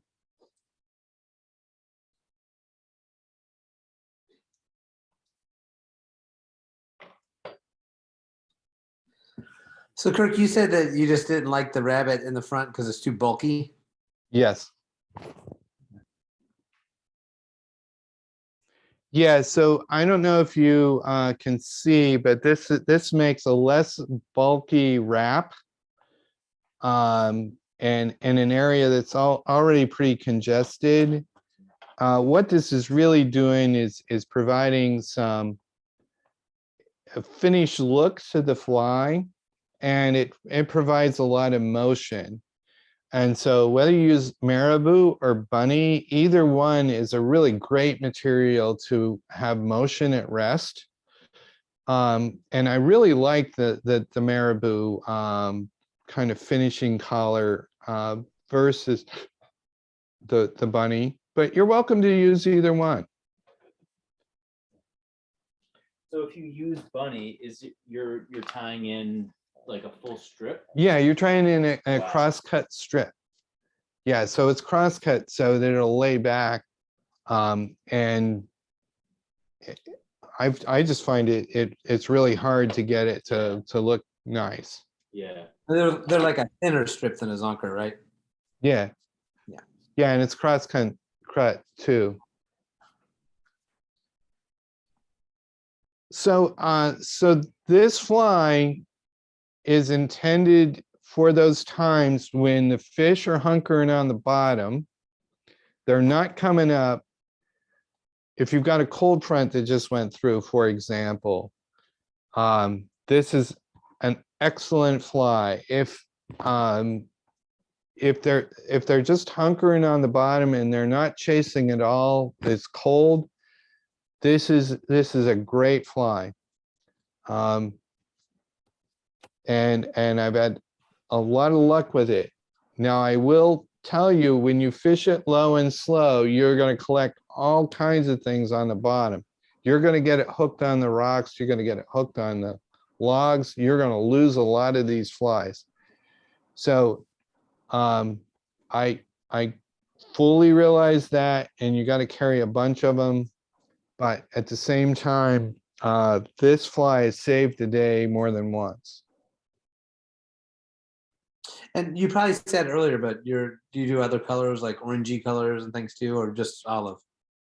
Let me show you. We'll switch over and back to my fly box. I carry this fly in a lot of different colors, and unfortunately they live behind in this box. I just got Fly City. They're just all jammed in. But hang on. What I want you to notice is all these flies down here. So I've got olive, I've got chartreuse in yellow, I've got chartreuse in white, I've got black I've got black and red. I've got orange. I've got white. And here's a few more in chartreuse and white. Okay. If you need to get down, this is the bomb. Okay. Now there's other flies and I fish with them too that help you to get down. As I was thinking about the flies to highlight tonight, I wanted to highlight to you the ones that I use mostly, and the importance that is in a bass fisherman's toolbox. Having flies that get all the way to the bottom, really important. I like darker colors, and I think they work really well. And what I've surveyed so far tonight is showing you different fly designs that fish at different levels in the water column that provide tools for us. When the fish are deep, you've got tools. When the fish are suspended up, you've got suspending flies. And both the Clouser Minnow and the suspender both have different kinds of action to present in those kind of conditions. Make sense? Yep.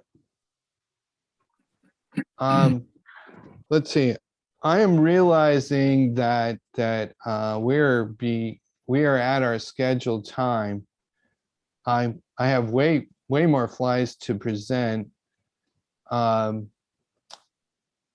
Matt, what do you want to do here, buddy? I'm personally out of gas. I've had a long day at work, but I don't want to be the showstopper here. So I'm currently recording on my end. If the audience wants to still keep going, by all means, keep going, and I can just leave my computer up and running.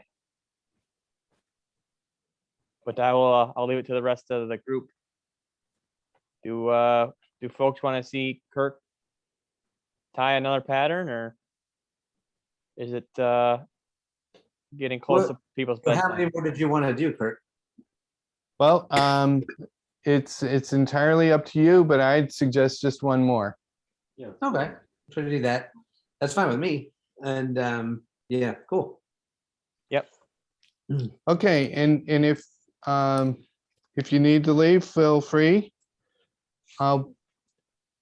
What I'd like to do is to share with you a largemouth pattern, and this fly can be used for smallmouth or largemouth, but it has become an incredibly important pattern for me for largemouth, and this is the stealth bomber.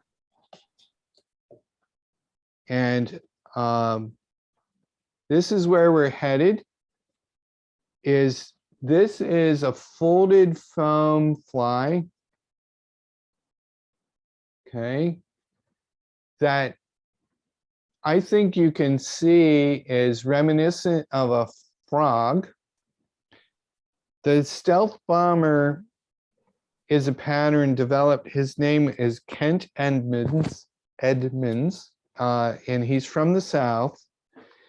And he developed this folded foam fly to be like a different style of popper. And this fly is I tie, and you would see in Kent's instructions, can be tied in a lot of different colors. And more typical of the stealth bomber are bright colors. And let me show you one in a yellow. This is a yellow stealth bomber. And you can see that it's a very flashy pattern. And I want you to notice that with these folds, you can get some really interesting behavior in the water, because what will happen is with behind this shroud in the front, you see this loop. This is a diving fly. So when you retrieve this, when you twitch it, this fly will go underneath the water. The air will get trapped behind this little loop, and it'll bloop and make bubbles. Okay? But it's different than the action that you would get from a popper, and it's way more stealthy. It's more, you get a trail of bubbles, but you don't get sound because it is a diver. Okay? And I have found that this fly is incredibly effective. It's effective on smallmouth for certain, but for largemouth, in this color combination right here, this has proven to be gold for me. And this color combination is one that I developed to try to get something that looks like a frog. You can see I've made it in dull colors. It's got a white belly. It's got olive back. This fly, this size, has accounted for my 2 personal best largemouth. One of them was a 7.5 pound largemouth that I caught last year. And another one was a fish that I caught about 5 years ago in Pennsylvania. It was likely the Pennsylvania state record fish, but I released him. And that fish estimated between 11 and 13 pounds. It took this fly. Okay. So I'm kind of eager to share it with you. And so let me talk to you about the Stealth Bomber. So again, it's a folded foam fly, pretty interesting, unique designs coming out of folded foam right now. There's and what we're going to do is start with the Gamakatsu B10S size 4. And what we're going to do is I'm going to tie this with a brown thread. An olive works good. And we're going to just lay down the thread base. And we'll cut that off.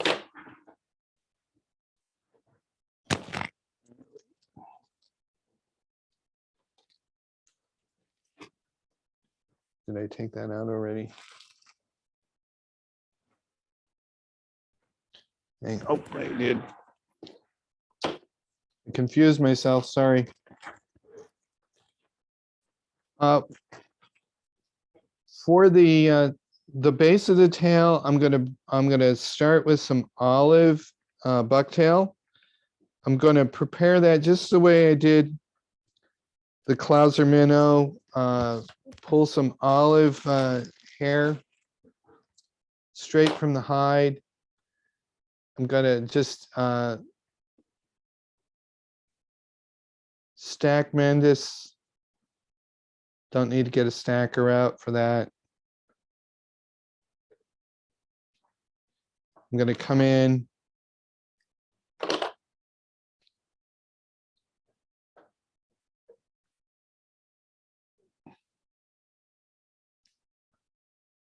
And what we're trying to do with this part of the fly, why this is important, is this keeps the tail from getting fouled. Is we put something stiff in here, it keeps things from getting unhappy.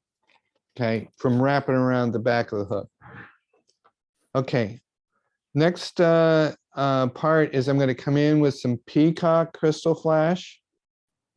Some peacock crystal flash. And I'm just going to put a little subtle flash along both sides of that tail. Just to throw a little flash in there. I'm going to come down one side, my side, and then I'll flip that crystal flash and do your side. And you can see that's your peacock crystal flash.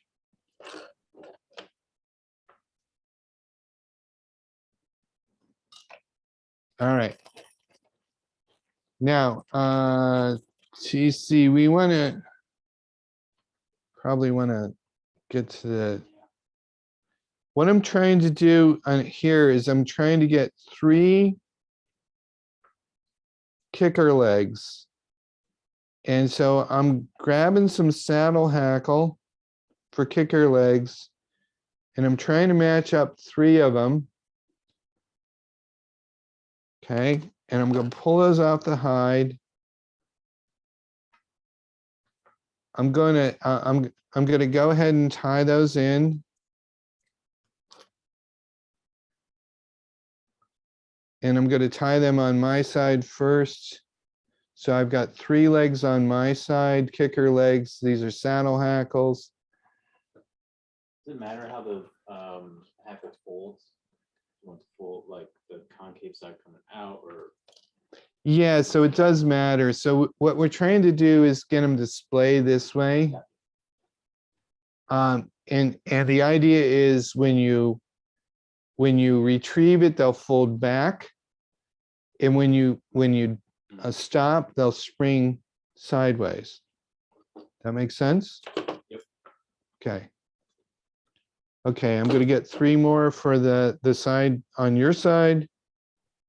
We'll cut those to length. I'm trying to move along.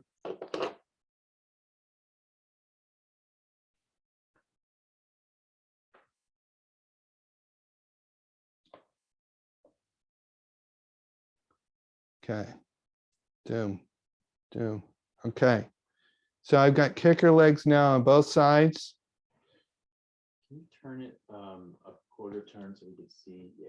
Like that. Yeah. Does that make sense? Okay. Now, the secret to the stealth bomber, and if you want the pattern on this, you're feel free to email me and I can send this to you. You can also look these up on the web. You can get a pattern for this foam piece. I have a die cutter, which makes it really easy. But for years, I made these by cutting an outline with a pair of scissors. Okay, this is just 2mm foam that's cut in a pattern. Okay, that kind of looks like this. I think what we'll do, what I want to do is set the length so that this front part is right with the eye of the hook. Does that make sense? It's right here. Okay. I want this to come right to the eye of the hook, and I'm going to tie this down. That sets the length for this piece. The like the paddle. The part? paddle part, because what's going to happen is that's going to fold back. Cool. Like that. Mhm. Okay. Yeah. So once I've got this locked in, I'm just going to pull this back and I'm going to put an ice stub body that's going to provide that sparkle body. And all I'm doing here is I'm using ice stubbing. This is pearl. And we're going to just use ice dub as a pistol to dub. So you want to wet your fingertips to be able to spin this. It is a really nasty material. And you're going to want to keep turning this dubbing. And don't worry about it being beautiful. You're just trying to get a little sparkle down the length. Okay. Now I've got a dubbed body. And notice that my thread is is right at this point.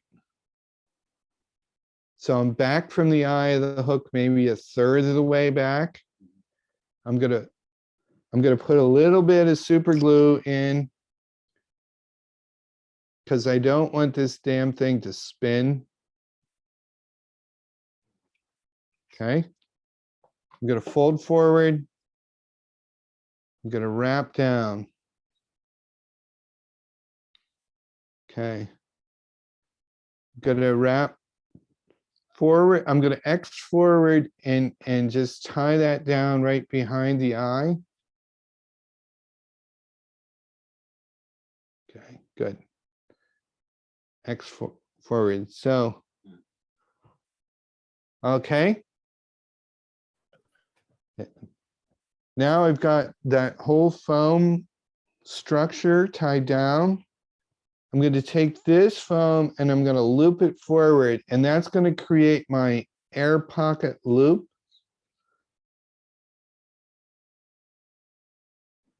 You see what I did? And I'm just going to clip that off.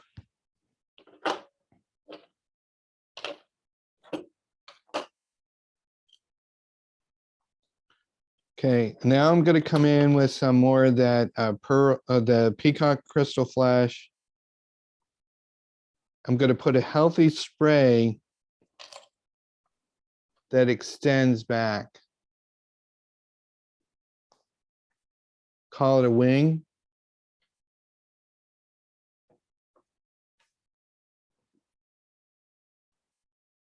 Like that. So now I'm going to fold this front back.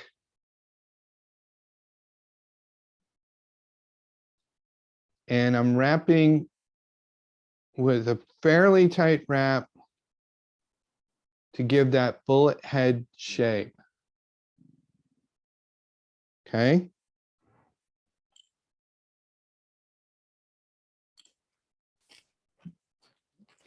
Last step is to put in the legs. In this case, I'm going to use black legs. I've got medium black round rubber hackle, but there's 2 strands of them here. I'm going to come in and I'm going to leave these actually fairly long. I can position them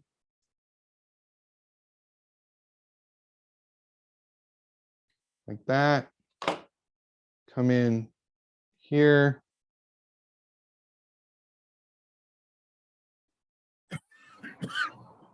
Okay. And so now a nice X of rubber legs. I'm going to go ahead and whip finish my fly.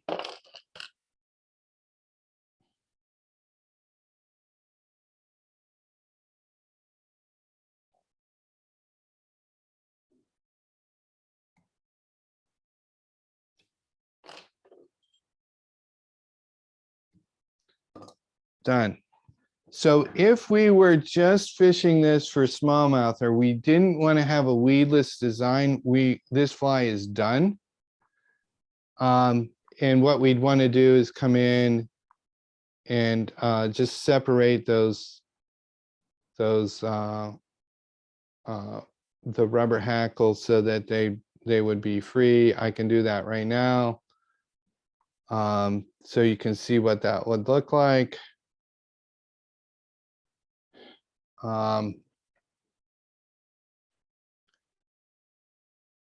what I want to do, if you'll indulge me, is if we're fishing for largemouth bass, it really helps to have weed guard.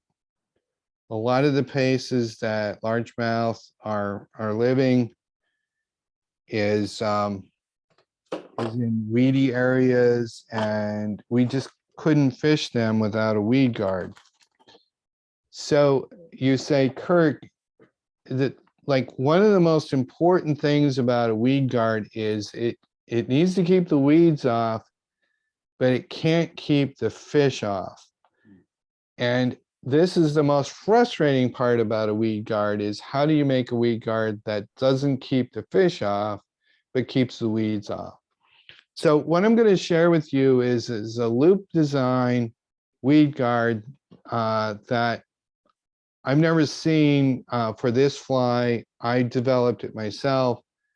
What we're going to do is we're going to use a dubbing needle and we're going to make a hole in the foam head.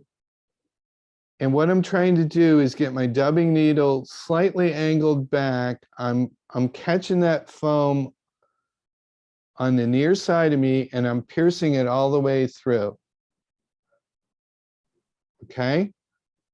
And I made a hole there. And I make a hole on the other side, same angle. Okay. Then what I'm gonna do. Okay, there it is. Whew.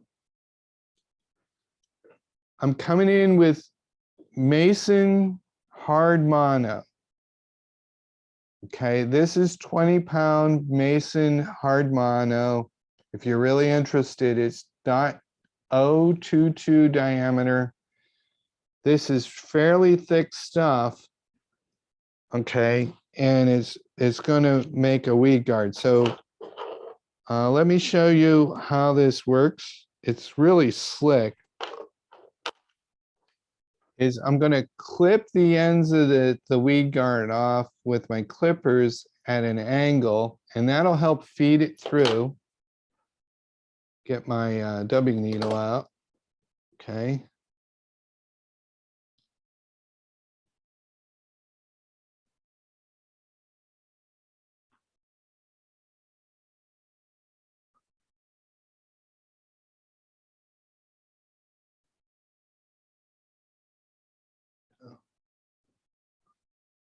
Wait, did you make 2 holes?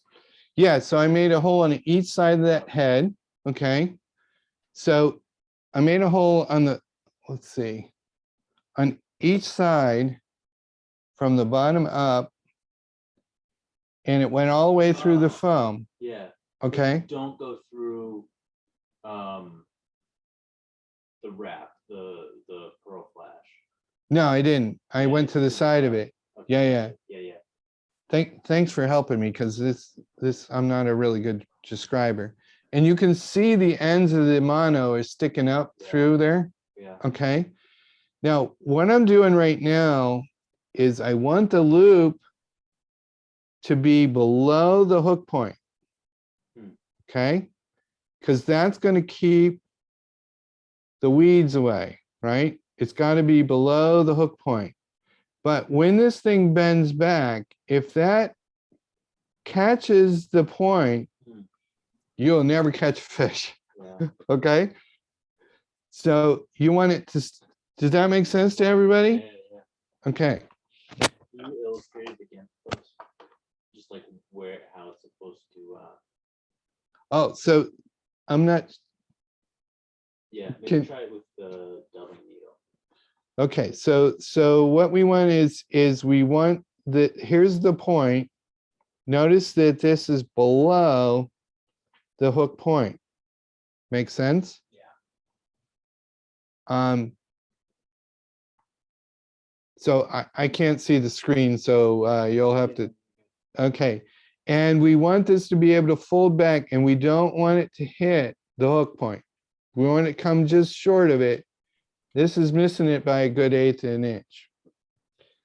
Now, once we got this thing set, we're cool, other than we got these damn ends here. So let me show you a little trick. I'm going to take my fingernail clipper and I'm going to clip right along flush with the foam. Okay. Yeah. I'm going to clip those off. So now it still works, right? And then I'm going to push these up a little bit further. Okay. And now I'm going to take some of my Loctite super glue. Okay. And I'm going to put a drop of super glue on the mono. And then I'm going to pull the mono down and have it flush like where it started with. Okay. Now it works and it's locked in. Okay. And you find the super glue holds. The super glue will hold. Now, I like any other weed guard that it won't last forever. Yeah. So on occasion, you'll have one come out, and it's really simple. Then just bring it back to the device and glue it back in. And if it happens while you're fishing and you just have like you just pull it off, if you don't need the weed guard, there's times I don't have any patience with the weed guard that keeps fish off. So if I don't need a weed guard and I'm losing fish, that thing just gets pulled off like nobody's business. I just pull it right off. Okay. And then I'll come back at the end of the day and I'll repair it and put a new one in. Okay. But I find this is pretty durable, and it really works well for me. And like I mentioned before, that my two largest largemouth were caught on this identical pattern. Before we leave this fly, I just want to share with you that these rubber legs, it really helps if you take a drop of super glue on your dubbing needle. Don't get too much, and just go in and put just a drop of super glue to lock those legs in place, and that'll keep them from getting pulled out. And it'll make this fly tremendously durable. Okay.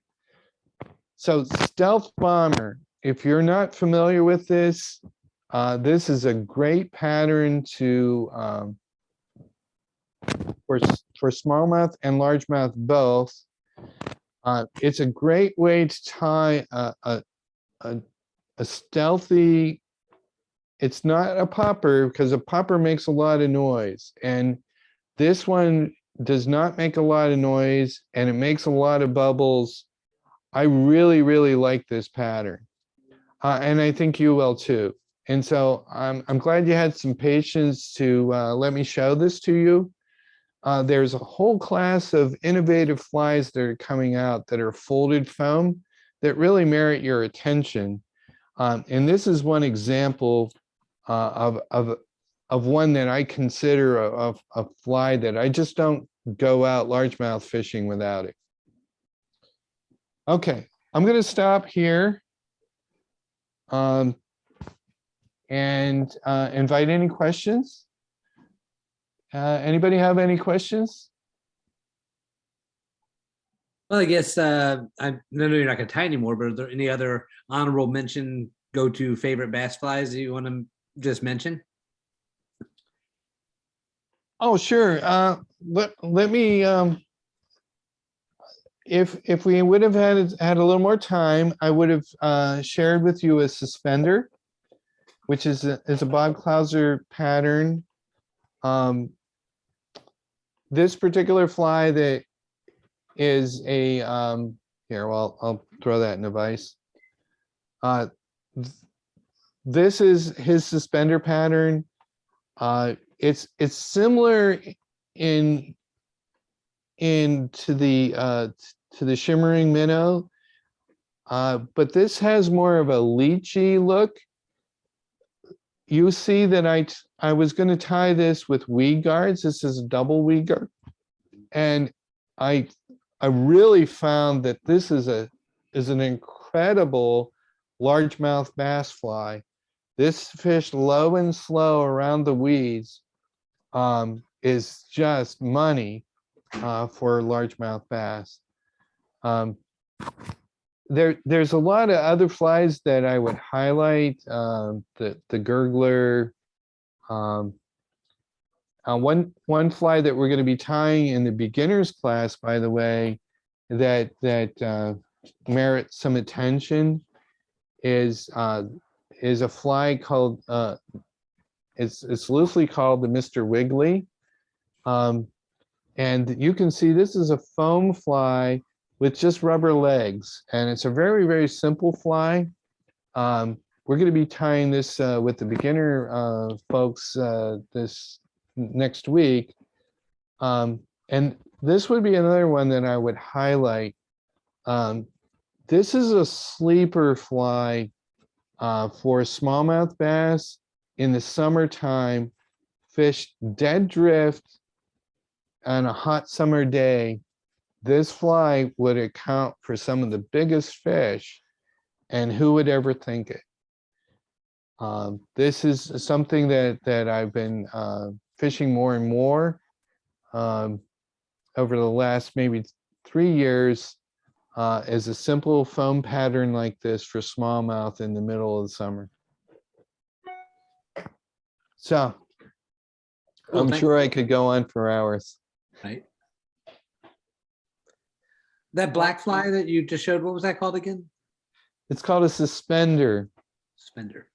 It's a Bob Clouser pattern.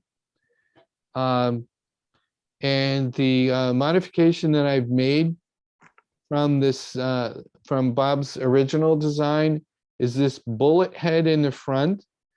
Bob ties that with sheep's wool. And when you tie it with sheep's wool, that absorbs water. And so it sinks rather fast, but it casts like a freaking rug. So I have substituted in craft fur. So this is, taken from a teddy bear, and this sheds water so that it sheds it really, really well. So the fly casts great, and it sinks a lot slower than Bob's original design. But I much favor, I don't fish at all with the sheep's wool any longer. So suspender. Thank you. Is there a particular book of Clousers that you would recommend folks look at? Yeah, so Bob Clouser's Bass Flies is a great smallmouth bass fly book. There's the new smallmouth bass Bible that came out is Tim Linesman from Tightline Flies out in Wisconsin. It's a smaller paperback book. It is just chock full of really helpful ways to fish smallmouth bass flies, and it's full of lots of patterns. And the Mr. Wiggly is one of the flies that's featured there. That linesman, the line weather, I think is his name. That book is an incredible resource, and it's really the best smallmouth bass fishing book that's out there. And if folks wish, just ping me an email and I'll send you the what I can remember, the details on that book. Did you say it was just called Smallmouth Bass Bible? No, I call it the Bible. I can't think of where my copy is right at the moment. I think it's upstairs. I'll run up and get it. Really quick, Kirk, with that guy in mind, he was just on the Orvis Fly Fishing Guide podcast with Tom Rosenbauer, and it was excellent. Good. Talked all about the Mr. Wiggly and all of the bass flies. It was good. Can you recall the name of the book? I can't recall the name of the book, but the podcast was just last week, and they talked about the book itself and the Mr. Wiggly, like you just talked about, as well as a bunch of other flies. Well, podcast. That's the Orvis Fly Fishing Guide podcast with Tom Rosenbauer. Okay, It's run right through Orvis. They have got it all over their website. gotcha. Yeah. Okay. Cool.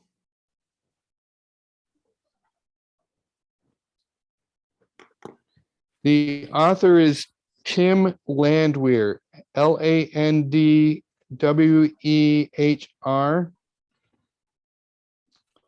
And I'll get it. I'm on its trail. I'll get the book here in a second. That's okay. Thanks. Any other questions? Thanks so much, Kirk. Oh, you're welcome. You're welcome. Yeah, great job, Kirk. Really appreciate your time in preparing for this and just sharing your knowledge here with us. It was a great night. Does Well, make I you want to Thank you, Kurt. It was really good. I want to thank TC Owens. It's sitting here where it's an amazing. We've transformed my basement. There's cameras and computer equipment everywhere, and I got to tell you, when his computer decided to take a hike, we were in a world of hurt, and it was really magic. We were able to restore it, and that takes some persistence, and you can't lose your cool. And he handled it well, so it's really cool that it all worked out. Yeah. And So it made thank you, me- everybody. Thanks, Kirk. Really appreciate it. Yeah, have a good evening, You everyone. too. Thanks again. Yeah, thanks, Kurt. you. Enjoyed it very much.